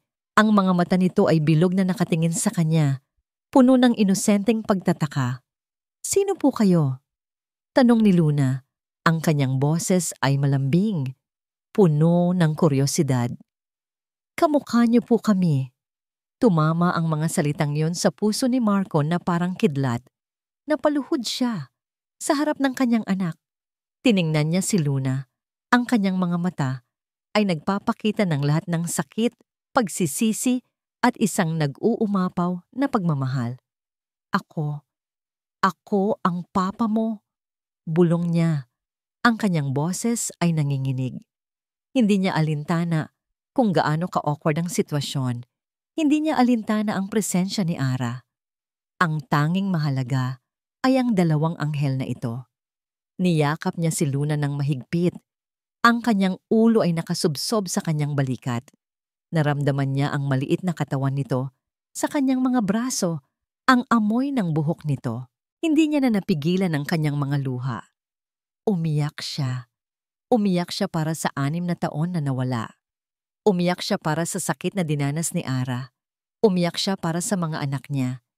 Naramdaman niyang lumapit si Ara sa kanya at sa isang kakaibang sandali, inilagay nito ang kanyang kamay sa kanyang balikat. Hindi niya alam kung bakit, ngunit ang kilos na yon ay nagbigay sa kanya ng kaunting ginhawa. Nagkatinginan sila ni Ara at sa pagkakataong ito, walang galit sa kanilang mga mata. Tanging sakit at pag-unawa. Narinig niya ang pagtunog ng kanyang cellphone. Sa gitna ng lahat ng ito, sa gitna ng kanyang bagong nahanap na pagiging ama, ang tunog na yon ay isang paalala sa kanyang nakaraang buhay. Kinuha niya ang cellphone. Si Papa. Umuwi ka. Katrina is here. We need to finalize the wedding plans. Ang boses ng kanyang ama ay malamig at puno ng awtoridad. Isang boses na nakasanayan na niyang sundin sa buong buhay niya. Ngunit sa pagkakataong ito, hindi na yun ang kailangan niyang sundin. Niyakap niyang muli si Luna, mas mahigpit pa kaysa kanina. Ang tawag mula sa kanyang ama ay tila isang businang nagpabalik kay Marco sa realidad. Isang realidad na puno ng obligasyon at mga kasunduan. Ngunit ang realidad na yon ay tila napakalayo na ngayon sa kanya. Umuwi ka. Katrina is here. We need to finalize the wedding plans. Ang bawat salita ng kanyang ama ay isang panukalang batas, hindi isang kahilingan. Tumingin si Marco kay Ara, na ngayon ay nakatingin din sa kanya, tila nabasa nito ang tensyon sa kanyang mukha. Lumapit si Luna at muling yumakap sa kanya. Ang maliit nitong kamay ay mahigpit na nakakapit sa kanyang daliri. Sa sandaling iyon, ang kanyang desisyon ay malinaw. Pumunta muna ako, sabi niya kay Ara. Ang boses ay seryoso. Hindi ko pwedeng hayaan si Papa na diktahan ako, pero babalik ako. Pangako. Tumango lang si Ara. Ang mga mata nito ay puno pa rin ng pagod, ngunit may bahid na ng pag-asa. Nang makarating si Marco sa kanilang mansyon, sinalubong siya ng isang seryosong mukha ng kanyang ama at ng isang naghihintay na Katrina na nakaupo sa isang silya sa sala. Ang kanyang mga mata ay matalim at puno ng hindi pagtitiwala. Nasaan ka galing, Marco? Diretsong tanong ng kanyang ama. Canceled ang meeting at hindi ka sumasagot sa telepono ko? May importanteng bagay lang akong inasikaso, Papa, sagot ni Marco. Pilit na pinapanatiling kalmado ang kanyang boses. Importante? Tanong ni Katrina. Tumayo at lumapit sa kanya. Ang kanyang nangiti ay hindi umabot sa kanyang mga mata. Mas importante pa sa engagement party natin. Katrina, pag-usapan na lang natin ito mamaya, sabi ni Marco. Sinubukang iwasan ang kanyang titig. Huwag mamaya, Marco. Ganti ni Katrina. Ang kanyang boses ay bumigat ng bahagya. Saan ka ba talaga galing? Don't tell me. Nasa ospital ka kasama ang sekretarya mo at ang anak niya? Napakunot ang noo ni Marco. Walang sinabi si Ara. Walang sinabi si Mrs. Dizon. Paano nalaman ni Katrina? Anong alam mo, Katrina? Tanong ni Marco. Ang kanyang boses ay bumaba, puno ng babala. Ngumiti si Katrina, isang ngiti na puno ng panalo. Oh, Marco, hindi ka pa rin ba natututo? Hindi ako ang tipo ng babae na basta-basta na lang lolokohin. Alam ko ang lahat. Alam ko ang tungkol sa nightstand mo 6 na taon na ang nakalipas. Alam ko ang tungkol sa mga anak ng sekretarya mo. Bawat salita ni Katrina ay isang suntok kay Marco. Ang kanyang pagkabigla ay napalitan ng galit. Paano? Simple lang, mahal. Sagot ni Katrina at lumapit palalo sa kanya. Hindi mo ba naisip kung bakit eksaktong siya ang nakuha mong sekretarya? Kung bakit ang Alcantara Holdings ang tangi niyang nilapitan para sa tulong? Biglang bumukas ang mga mata ni Marco. Ang kahulugan ng mga salita ni Katrina ay tumama sa kanya. Ikaw? Bingo, sabi ni Katrina. Ang kanyang gatyang ngiti ay tila isang ahas. I hired her. I saw her resume. I saw her face and I remembered her from your private investigator's report. Alam kong isa siyang bomba na maaring sumira sa lahat. Kaya inilapit ko siya para mapanood ko siya, para makontrol ko siya. Ang pagkabigla ni Marco ay hindi masukat. Hindi lang siya basta pinagtaksilan, kundi nilalaro rin siya. Ginawa siyang tanga. At ang tungkol sa aksidente ng bata? Tanong ni Marco, ang kanyang boses ay tila yelo. May kinalaman ka rin ba doon? Nagkibit balikat si Katrina. Nasa lugar siya na hindi dapat puntahan. Masama bang magkaroon ng maliit na aksidente ang sasakyan niya para mapilitan siyang sumakay sa public transport? Hindi ko naman inasahan na maglalaro ang bata sa delikadong lugar. 'Di ba? Napakunot ang noo ni Marco. Maliit na aksidente sa sasakyan. Isang bagay na hindi niya pinansin. Isang maliit na balita na narinig niya mula sa kanyang driver na ang gulong ng sasakyan ni Ara ay sinadyang butasin bago siya umalis sa Maynila. Hindi niya pinansin noon dahil abala siya sa iba. Pero ngayon, lahat ay nagkokonekta. Sinadya mo? Tanong ni Marco. Ang kanyang boses ay halos hindi na lumabas. Oh Marco, don't be so dramatic, sabi ni Katrina. Ang boses ay puno ng pagkairita. Kailangan kong siguraduhin na alam ko ang bawat galaw ng taong maaaring sumira sa lahat ng pinaghirapan ko. Ang kasal na ito, ang merger na ito, buong buhay ko itong pinlano. Hindi ko hahayaang sirain ng isang accidental love child mo. Napaatras si Marco. Ang galit ay kumulo sa kanyang dibdib, mas matindi kaysa sa galit niya kay Ara. Galit sa babaeng nasa harapan niya. Galit sa kanyang sarili dahil sa pagiging bulag. Umalis ka, sabi ni Marco. Ang kanyang boses ay mababa at puno ng babala. Marco, huwag kang magpaka-emosyonal, sabi ni Katrina. Lumapit sa kanya at sinubukang hawakan ang braso nito. Kailangan natin ang kasal na ito. Ang iyong pamilya, ang aking pamilya. I said, umalis ka, sigaw ni Marco at itinaas ang kanyang boses sa unang pagkakataon. Biglang nanigas si Katrina. Ang kanyang ama, na tahimik lang na nakikinig, ay tumayo. Marco, watch your tone. Anong tono, Papa? Ganti ni Marco, lumapit sa kanyang ama. Ang kanyang mga mata ay puno ng galit. Alam mo ba ang lahat ng ito? Alam mo ba ang laro na ginagawa ng babaeng ito? At wala ka man lang ginawa?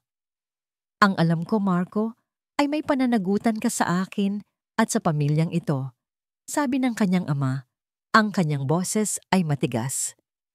Ang kasal kay Katrina ay ang tanging paraan para masiguro ang kinabukasan ng Alcantara Holdings. Ang isang bata na galing sa isang nightstand ay walang lugar sa mundong ito. Ang isang eskandalo ay sisira sa lahat. Napangisi si Marco. Isang mapait na ngiti. Ang alam ko, Papa, ay mas mahalaga sa iyo ang pera at kapangyarihan kaysa sa sarili mong anak. At sa sarili mong mga apo, nagulat ang kanyang ama. Ano ang sinasabi mo? Hindi na pinansin ni Marco ang kanyang ama. Tumalikod siya kay Katrina. Ang kanyang mukha ay matigas at puno ng determinasyon. Hindi ko pakakasalan ang isang taong may kakayahang gumawa ng ganoong kasamaan, sabi ni Marco. Ang kanyang boses ay malamig at malinaw. Ang kasal na ito ay tapos na. Ang merger na ito ay hindi matutuloy. Nanlaki ang mga mata ni Katrina. Marco? Ngunit hindi na siya pinatapos ni Marco. Tumalikod siya at naglakad patungo sa pinto. Ang kanyang puso ay gumugulo. Hindi niya alam kung ano ang susunod na mangyayari. Ang alam niya lang ay mayroon siyang dapat protektahan. Nang hawakan niya ang doorknob, muling tumawag ang kanyang cellphone. Isang text message mula sa isang hindi kilalang numero. "Maligayang bati sa inyong kasal, Mr. Alcantara. Sana maging masaya ka. Alam kong hindi na ako ang nararapat para sa'yo at sa mga anak mo. Patawad." Napasara ng mahigpit ang kanyang mga mata. Si Ara. Ang text message ay isang pahiwatig. Isang pahiwatig na sa kabila ng lahat, maaaring may mas malaking gulo pa na mangyayari. At maaaring ang babaeng mahal niya, ang ina ng kanyang mga anak, ay muling nagtatangkang tumakas. Ang text message na yon, ang mga salitang yon, isang panalangin na sinabi ni Ara, ngunit hindi niya ipinadala. Alam niya sa kanyang puso na hindi na niya pwedeng maging bahagi ng mundo ni Marco, lalo na ngayon na nalaman niya ang tungkol sa kasal nito. Ngunit ang text message na yon, ang nagpadala ba ay siya? Hindi. Ang telepono niya ay nasa kanyang bag. Ang kanyang kamay ay nanginginig. Ang narinig niyang pag-uusap ni Marco at Katrina kanina sa ospital ay umalingaw-ngaw pa rin sa kanyang isipan. Ang pagkukunwari ni Katrina na isang inosenteng fiancé, habang sa totoo'y isa itong ahas na handang gumawa ng kahit ano para sa kanyang mga plano, lalo na ang pagbanggit ni Katrina sa maliit na aksidente sa sasakyan. Isang malalim na takot ang gumapang sa kanyang dibdib. Posible kaya? Napakasalimuot, napakasakit. Narinig niya ang pagbukas ng pinto ng silid. Si Marco. Ang mukha nito ay hindi nagalit. May halo na itong pagkabigla at isang bagay na mas malalim. Lumapit siya kay Ara. Hawak ang kanyang cellphone. "Ito ba ang ipinadala mo?" tanong ni Marco. Ang boses ay mababa at kontrolado, ngunit may bahid ng sakit. Ipinakita niya ang screen. Nakita ni Ara ang text message, ang mga salitang yon na alam niyang hindi siya ang nagsulat. Ang mga salitang yon na nagpapalabas na siya ay sumusuko. "Hindi," sagot niya. Ang boses ay nanginginig. "Hindi ako ang nagpadala niyan." "Sino kung gayon?" tanong ni Marco. Ngunit bago pa man may masagot si Ara, biglang bumukas ang pinto at pumasok si Katrina. Ang kanyang mukha ay puno ng matinding galit. Sumunod sa kanya ang ama ni Marco, si Don Ricardo Alcantara. Ang kanyang mukha ay namumula sa galit. "Marco, anong kaguluhan ito?" sigaw ni Don Ricardo. "Ang kasal ay cancelled? Ang merger ay hindi matutuloy? Dahil sa isang babaeng ito?" Dinuro niya si Ara. "Papa, hindi mo maiintindihan." Nagsimula si Marco. "Walang dapat intindihin, Marco," putol ng kanyang ama.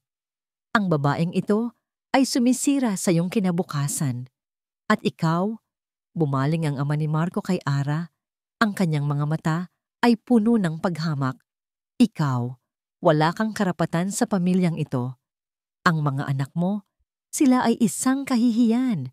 Ang pag-iral niyo ay sumisira sa pangalan ng Alcantara." Ang mga salitang yon ay tumama kay Ara na parang 1,000 patalim. Mga kahihiyan. Sumisira sa pangalan ng Alcantara. Sumikip ang kanyang dibdib. Gusto niyang sumagot. Gusto niyang ipagtanggol ang kanyang mga anak. Ngunit walang lumalabas na salita.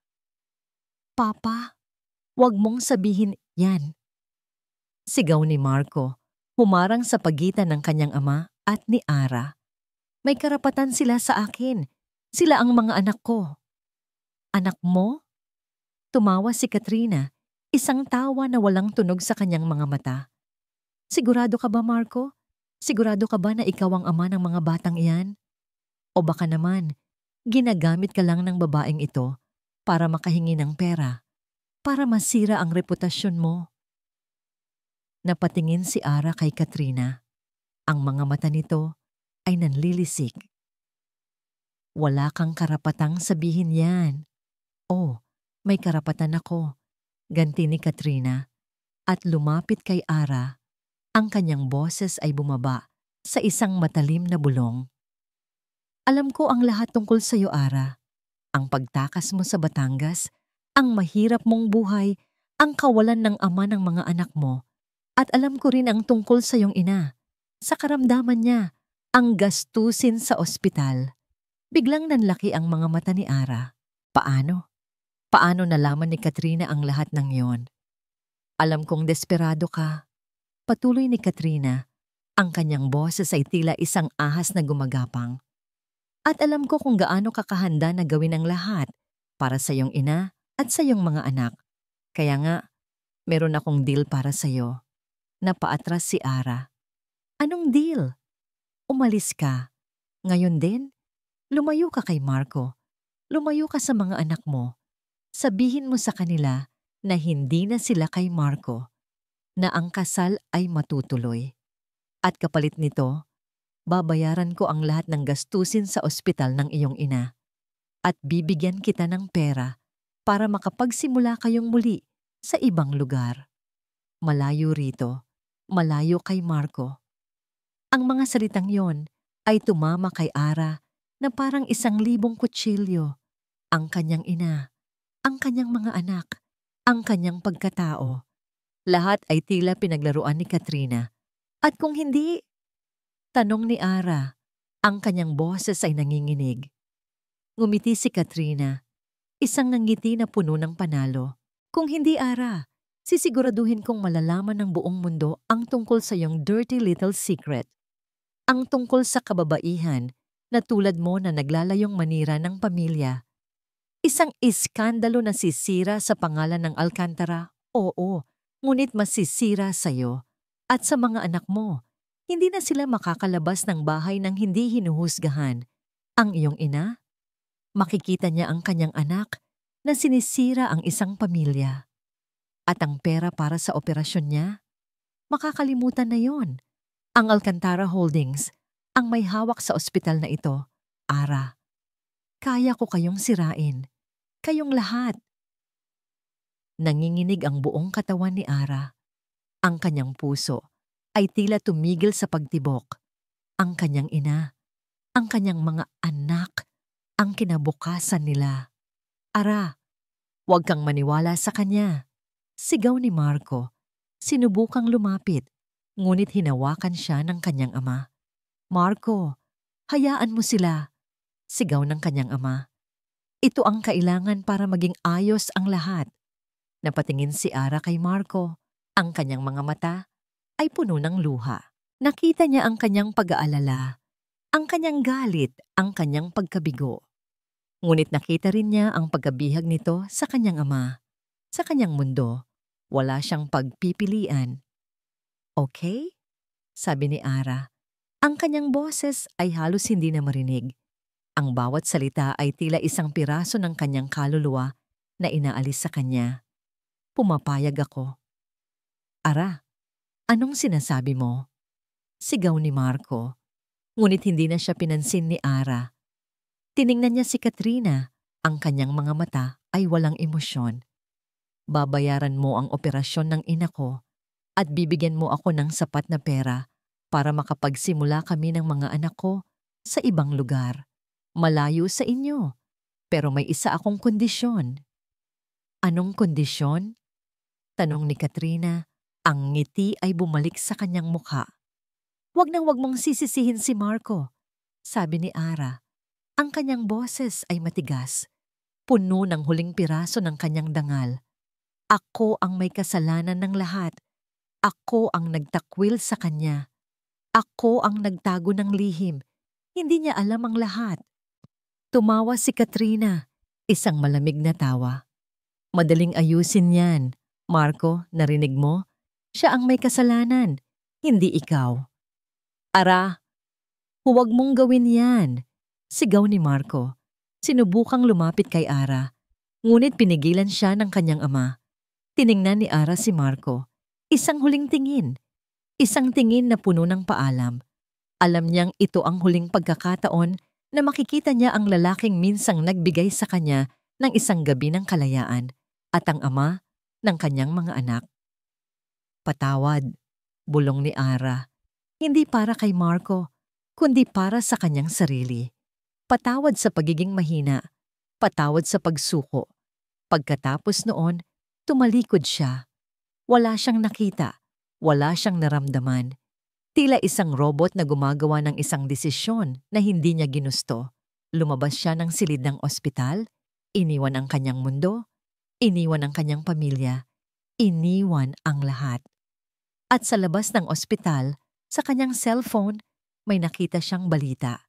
CEO Marco Alcantara at Tiyutu Katrina Sandova Dainyan Ngaygoy.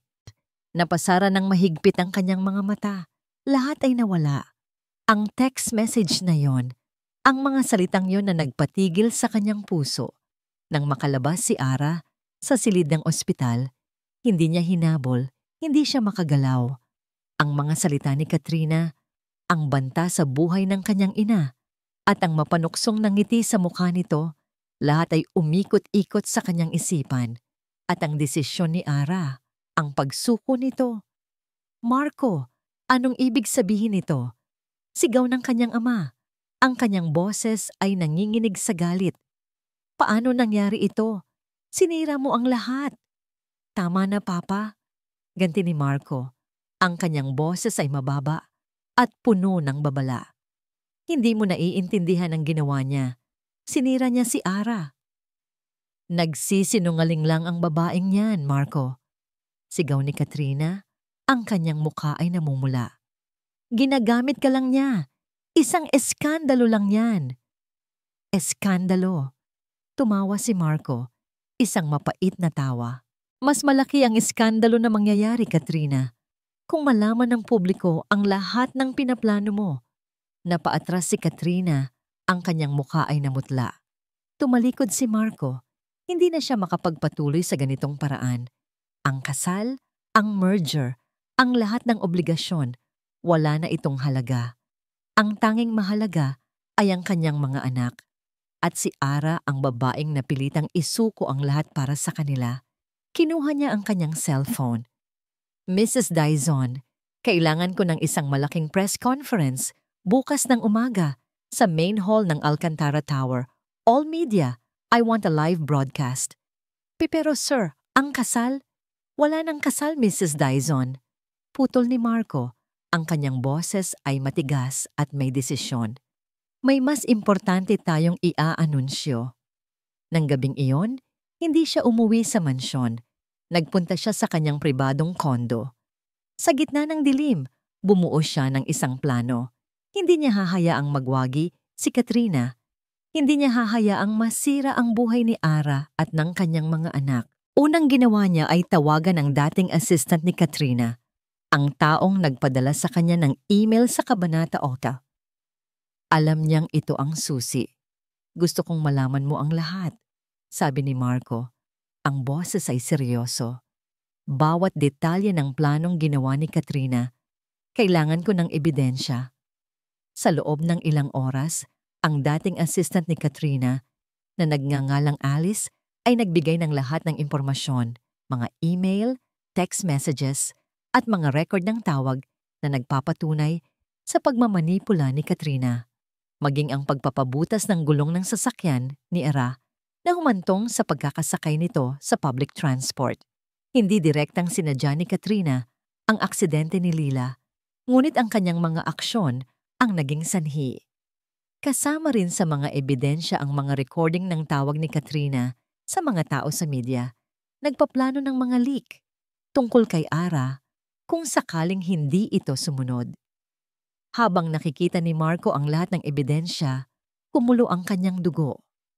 Hindi lang isang ambisyosong babae si Katrina, isa siyang halimaw. Kinabukasan, ang Alcantara Tower ay puno ng mga kamera, mikropono at mga reporter. Ang main hall na karaniwang ginagamit para sa mga corporate event ay ngayon ay naging isang arena. Nagtipon ang mga pamilya. Ang pamilyang Sandoval ay nakaupo sa harap, kasama si Katrina na may ngiting pilit na pilit. Ang kanyang ama ay naroon din. Ang kanyang mukha ay seryoso at may bahid ng pag-aalala. Pumwesto si Marco sa harap ng podium. Ang kanyang mga kamay ay mahigpit na nakahawak sa gilid nito. Tumingin siya sa mga mukha ng mga reporter, sa mga flash ng kamera. Huminga siya ng malalim. Magandang umaga sa inyong lahat. Nagsimula siya. Ang kanyang boses ay malinaw at malakas, ngunit may bigat sa bawat salita. I am here today, not just as the CEO of Alcantara Holdings, but as a man who needs to set things right. Nagsimula ang bulungan sa audience. Nagkatinginan ang kanyang ama at si Katrina. As many of you know, patuloy ni Marco, mayroon sana kaming inaasahang malaking anunsyo ngayon tungkol sa isang kasal at isang merger. Sumigla ang mga reporter. Ngumiti si Katrina. Akala niya ay ito na ang sandali niya. Ngunit, sabi ni Marco, at ang kanyang boses ay bumaba. Ang anunsyo ngayon ay hindi tungkol sa kasal. Ito ay tungkol sa katotohanan. Biglang nagbago ang mukha ni Katrina. Ang kanyang nangiti ay nawala. Ang kanyang ama ay napakunot ang noo. 6 na taon na ang nakalipas. Patuloy ni Marco. Mayroong isang gabi na nagbago sa aking buhay. Isang gabi na humantong sa isang lihim. Isang lihim na ngayon ay kailangan ng ibunyag. Ipinakita niya ang isang litrato sa screen sa likuran niya. Hindi ang larawan ng 2 bata, kundi ang isang litrato ni Ara na nagtatrabaho sa isang maliit na kainan sa probinsya, habang may 2 batang babae na naglalaro sa kanyang tabi. Ang babaeng ito, sabi ni Marco, si Alina Reyes, at ang 2 batang kasama niya.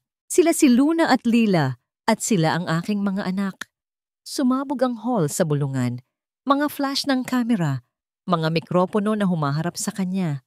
Nagulat ang lahat. Galit na tumayo si Don Ricardo. Marco, anong kalokohan ito? Papa, umupo ka. Ganti ni Marco. Panahon na para malaman ng lahat ang totoo. Tumingin siya kay Katrina. Ang kanyang mga mata ay puno ng paghamak.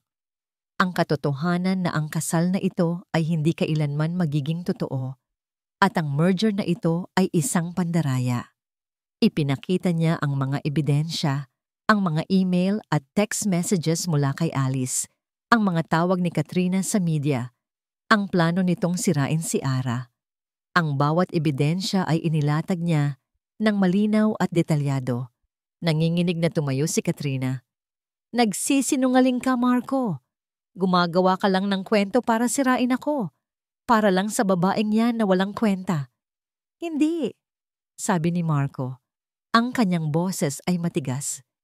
Ang walang kwenta ay ang pagmamahal mo sa kapangyarihan. Ang walang kwenta ay ang paggamit mo ng tao. Ang walang kwenta ay ang paninira mo ng buhay ng iba. At ngayon, sabi ni Marco, ang kanyang boses ay tumataas. May isa pa akong iaanunsyo. Bumalik ang lahat ng atensyon sa kanya. Nagkatinginan ang kanyang ama at si Katrina. Ang kanilang mga mukha ay puno ng takot. Sa harap ng lahat at sa harap ng aking pamilya, sabi ni Marco, tumingin ng diretso sa kanyang ama. Formal kong kinikilala si Luna at Lila Reyes bilang aking mga anak. At gagawin ko ang lahat para protektahan sila at ang kanilang ina. Sumabog muli ang hall sa palakpakan at bulungan. At bilang patunay sa aking mga salita, sabi ni Marco, humugot ng isang malalim na hininga. Ang kanyang puso ay dumadagundong sa kanyang dibdib. Tumingin siya ng diretso sa kanyang ama, na ngayon ay halos hindi na makagalaw sa kinauupuan nito. Ako, si Marco Alcantara, sabi niya. Ang kanyang boses ay matatag at puno ng determinasyon. Formal akong bumababa sa aking posisyon bilang CEO ng Alcantara Holdings at tatalikuran ko ang aking karapatan sa pamana ng pamilya. Isang nakabibinging katahimikan ang bumalot sa buong hall. Lahat ay nagulat. Ang kanyang ama, si Katrina, ang mga reporter, lahat. Hinding-hindi ako magpapakasal sa isang taong hindi ko mahal, patuloy ni Marco, at hindi ko hahayaang ang pera at kapangyarihan ang maging batayan ng aking pagkatao. Mas pipiliin ko ang aking pamilya, ang aking tunay na pamilya. Lumabas siya mula sa podium at tumingin sa likod ng hall. Doon, sa isang sulok, nakatayo si Ara. Ang kanyang mga mata ay puno ng luha. Ang kanyang bibig ay bahagyang nakabuka. Hindi niya alam kung paano ito naroroon, ngunit alam niyang kailangan niya itong makita. Naglakad siya palapit kay Ara. Ang bawat hakbang ay isang paglaya. "I choose them," sabi niya. Tumingin kay Ara. Ang kanyang boses ay puno ng pangako. "I choose you. I choose our children." Ang bulong ng mga tao, ang flash ng kamera, ang nagulat na mukha ni Katrina, ang galit na mata ng kanyang ama. Lahat ng yon ay naglaho nang marinig ni Elena Reyes ang mga huling salita ni Marco. "I choose them. I choose you. I choose our children." Sa sandaling iyon, ang mundo ni Ara ay tila huminto. Ang mga pader na itinayo niya sa loob ng 6 na taon ay biglang gumuho. Ang mga takot na kinimkim niya ay unti-unting lumisan. Lumapit si Marco sa kanya. Ang kanyang mga mata ay puno ng determinasyon at isang pagmamahal na ngayon lang niya nakita ng buo. Hindi na ito ang Marco Alcantara na CEO. Ito ang Marco Alcantara na isang ama, isang lalaking pumili ng pamilya kaysa sa kapangyarihan. Hindi siya makapagsalita. Ang tanging nagawa niya ay yumakap kay Marco ng mahigpit. Ang kanyang mga luha ay muling bumuhos. Ngunit sa pagkakataong ito, ang mga luhang yon ay hindi na dahil sa sakit, kundi dahil sa ginhawa at pasasalamat. Ang balita ng pagbibitiw ni Marco bilang CEO at ang paglalantad ng katotohanan tungkol sa kanyang mga anak ay kumalat na parang apoy. Nagulantang ang business world. Ang mga Alcantara at Sandoval ay humarap sa isang malaking eskandalo. Ngunit si Marco, sa unang pagkakataon sa kanyang buhay, ay nakaramdam ng kalayaan. Inilabas ni Marco si Ara mula sa kaguluhan ng press conference. Hindi na siya pumunta sa ospital. Sa halip, sinabi niya kay Ara, "Nasaan ang bahay mo, Ara? Dalhin mo ako roon." Ang kanilang biyahe ay tahimik, ngunit hindi awkward. Ang bawat sulyap ni Marco sa kanya ay puno ng pag-unawa. Nang makarating sila sa maliit na boarding house ni Ara, hindi umimik si Marco. Hindi siya nagkomento sa kung gaano kaliit ang espasyo sa mga simpleng gamit. Tiningnan lang niya ang mga larawan ni Luna at Lila na nakadikit sa dingding. "Dito kayo nakatira?" tanong ni Marco. Ang kanyang boses ay malambing. "Opo," sagot ni Ara. Pakiramdam niya ay nahihiya. "Ito lang ang kaya ko." Humarap si Marco sa kanya. Ang kanyang mga kamay ay mahigpit na humawak sa kanyang pisngi. "Hindi ito importante, Ara. Ang importante ay magkasama tayo." Kinabukasan, dinala ni Marco si Ara at ang kanyang tita Miling pabalik sa ospital. Naroon na ang kanyang mga anak. Si Lila ay gising na at si Luna ay masayang naglalaro sa tabi niya. Nang makita si Marco, tumakbo si Luna at niyakap siya. "Papa, akala ko hindi ka na babalik." Napangiti si Marco. "Hindi ako aalis, anak. Hindi na ulit." Sa unang pagkakataon, nakita ni Ara si Marco na laging nakangiti. Hindi ang pilit ng ngiti ng isang CEO, kundi ang tunay na ngiti ng isang ama. Nanatili si Marco sa ospital sa buong maghapon.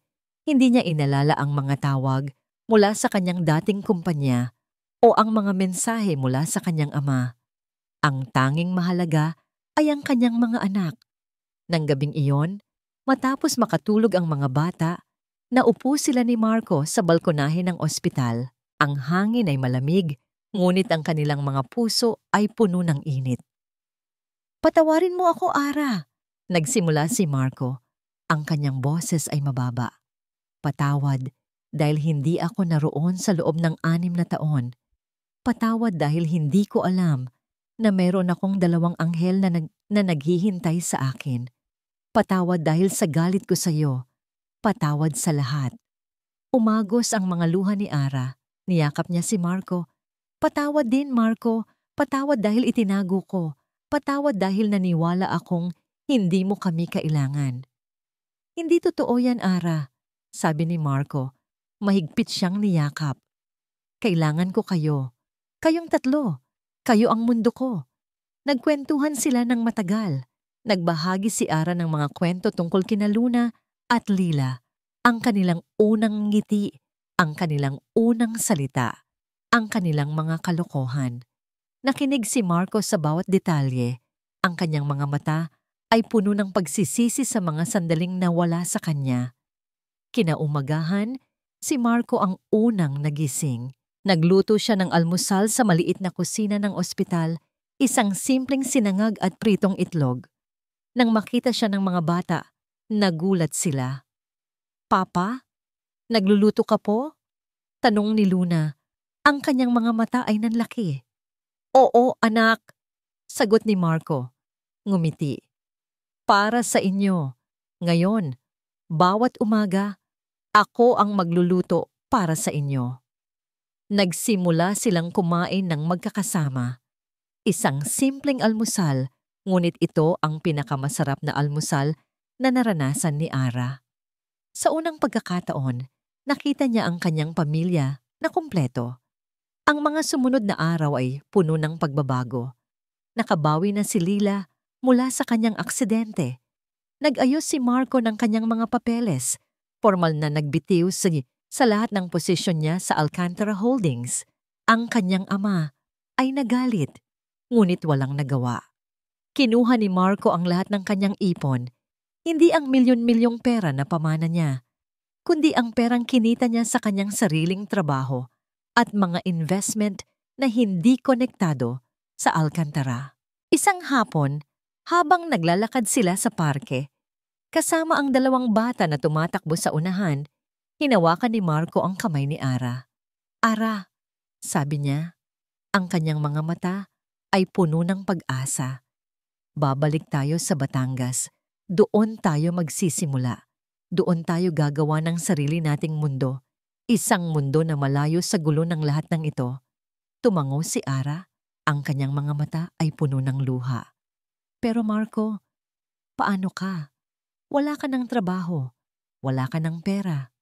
Ngumiti si Marco. "Hindi mahalaga ang lahat ng yun, Ara. Ang mahalaga ay mayroon akong pamilya at kasama ko kayo. Magtatayo tayo ng sarili nating negosyo. Gagawa tayo ng sarili nating pangalan. Hindi bilang mga Alcantara o Reyes, kundi bilang isang pamilya." "Talaga?" tanong ni Ara, hindi makapaniwala. "Oo, Ara," sabi ni Marco. "Magiging masaya tayo. Pangako." Niyakap niya si Ara ng mahigpit. Ito ang bagong simula. Isang simula na hindi niya kailanman inakala. Isang simula na puno ng pag-asa. Biglang tumunog ang kanyang cellphone. Isang tawag mula sa isang hindi kilalang numero. Tiningnan niya. Hindi niya sinagot. Hayaan na lang. Sa sandaling ito, ang tanging mahalaga ay ang kanyang pamilya. Ngunit ang tawag na yon ay isang paalala na sa kabila ng lahat, ang kanyang nakaraan ay hindi pa rin tuluyang nawawala. Ang Alcantara Holdings ay nasa gulo pa rin matapos ang kanyang biglaang pagbibitiw at ang paglalantad ng katotohanan. Ngunit para kay Marco, ang kaguluhang yon ay hindi na niya problema. Nasa harap niya ang kanyang desk sa kondo, siksik sa mga papeles na kailangan pa niyang pirmahan upang formal na talikuran ng lahat, ang kanyang shares, ang kanyang posisyon sa board, ang kanyang karapatan sa pamana. Hawak niya ang fountain pen na minsang nahulog mula sa kanyang kamay nang una niyang makita si Ara sa opisina. Ngayon, ang pen na yon ay sumusulat sa kanyang bagong kinabukasan. Bawat pirma ay isang pahina na isinasara sa isang kabanata ng kanyang buhay at isang pahina na binubuksan para sa panibagong simula. Nang matapos siya, inilapag niya ang pen. Kinuha niya ang kanyang access card, ang simbolo ng kanyang kapangyarihan at pag-aari sa mundong iyon, at inilagay ito sa ibabaw ng papeles. Pagkatapos, ang kanyang cellphone, ibinaba niya rin. Ito ang kanyang huling paghihiwalay sa nakaraan. Tumayo siya at lumapit sa bintana. Ang syudad sa ilalim ay kumikinang, puno ng ilaw at ingay. Isang mundong minsan niyang pinangarap na pamunuan. Ngayon, ang tanging pangarap niya ay nasa Batangas kasama ang kanyang pamilya. Ang araw na yon ay isang bagong simula. Nang dumating si Marco sa inuupahan niyang kwarto, kasama ang kanyang sasakyan na puno ng mga gamit nila, tila isang panaginip. Isang panaginip na hindi niya inakala na magkakatotoo. Handa na ba kayo, mga prinsesa ko? Tanong ni Marco sa mga bata, na ngayon ay masayang naglalaro sa loob ng kotse. Opo, Papa! Sabay na sagot ni Luna at Lila. Ang kanilang mga boses ay puno ng kagalakan. Niyakap ni Ara ang kanyang tita Miling, na ngayon ay lumuluha na sa tuwa. Ingat kayo, anak, at salamat sa lahat, Marco. Salamat din po, tita, sagot ni Marco, ngumiti. Ang biyahe pabalik sa Batangas ay puno ng tawanan at kantahan. Hindi na ang mabigat at tahimik na biyahe noon. Ngayon, ang kotse ay puno ng buhay. Kinantahan ni Marco ang mga bata. Sinasabayan niya si Luna sa mga childish na kanta nito at hinahaplos naman ang buhok ni Lila. Naramdaman ni Ara ang init ng kamay ni Marco na nakahawak sa kanyang kamay. Sa unang pagkakataon, sa napakatagal na panahon, naramdaman niya ang kapayapaan. Nang makarating sila sa kanilang munting bahay sa Batangas, sinalubong sila ng amoy ng sariwang hangin at dagat. Walang mansyon, walang tore, walang kasinungalingan. Tanging ang simpleng buhay na matagal na niyang pinangarap.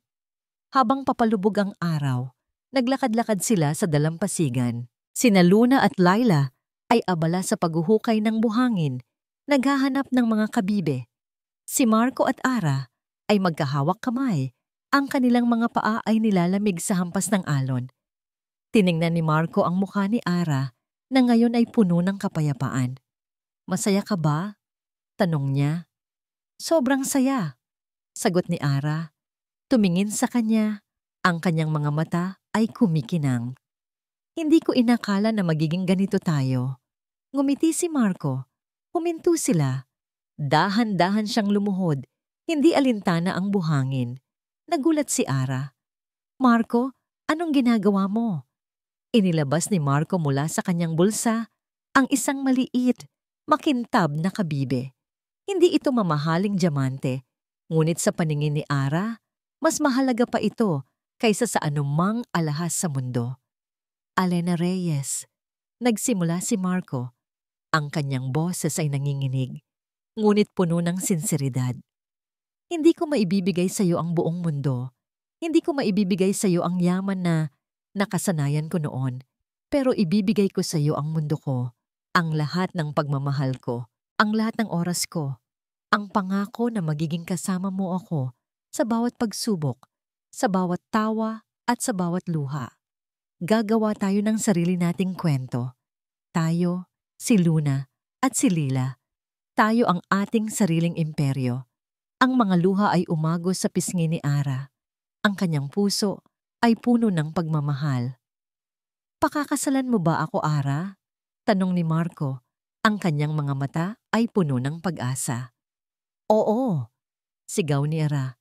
Niyakap si Marco ng mahigpit. Oo, Marco, pakakasalan kita.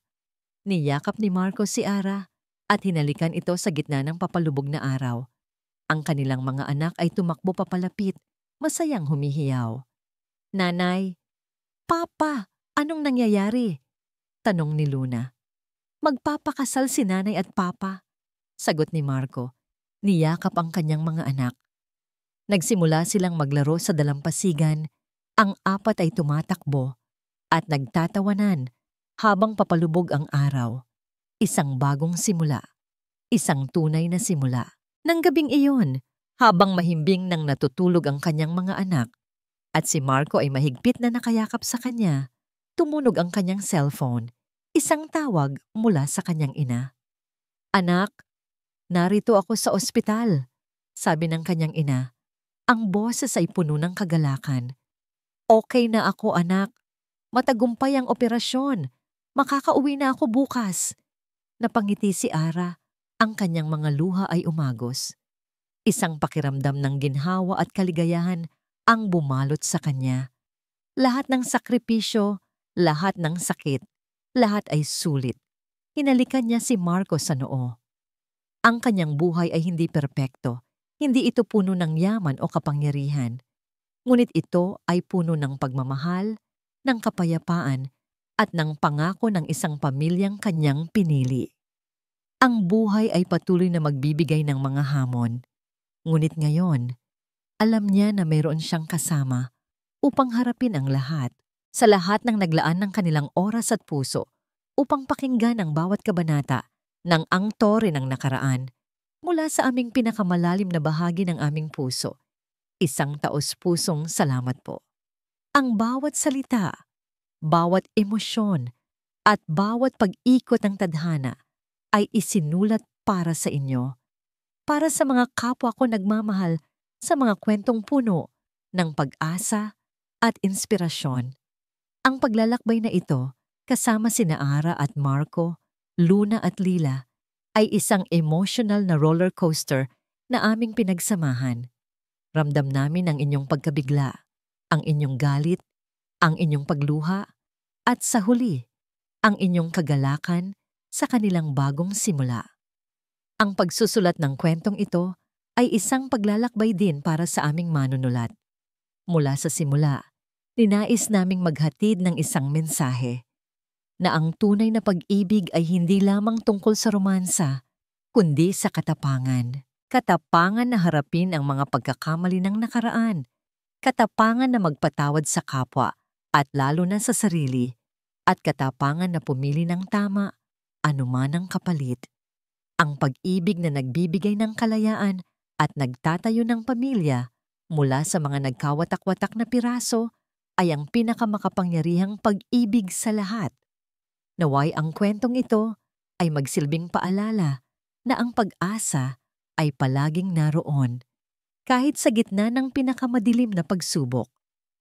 Ang bawat pagtatapos ay isang bagong simula at bawat pagpili ay humuhubog sa ating kinabukasan. Muli, maraming salamat sa inyong walang sawang suporta at pagmamahal. Ang inyong pakikinig ang nagbibigay inspirasyon sa amin upang patuloy na gumawa ng mga kwentong hahaplos sa inyong mga puso. Kung mayroon kayong mga saloobin o aral na natutunan mula sa kwentong ito, huwag po kayong mag-atubiling ibahagi sa amin.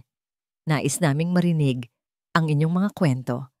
Hanggang sa muli nating pagkikita sa panibagong kwento ng pag-ibig at buhay. Nagmamahal, Sweet Kilig PH.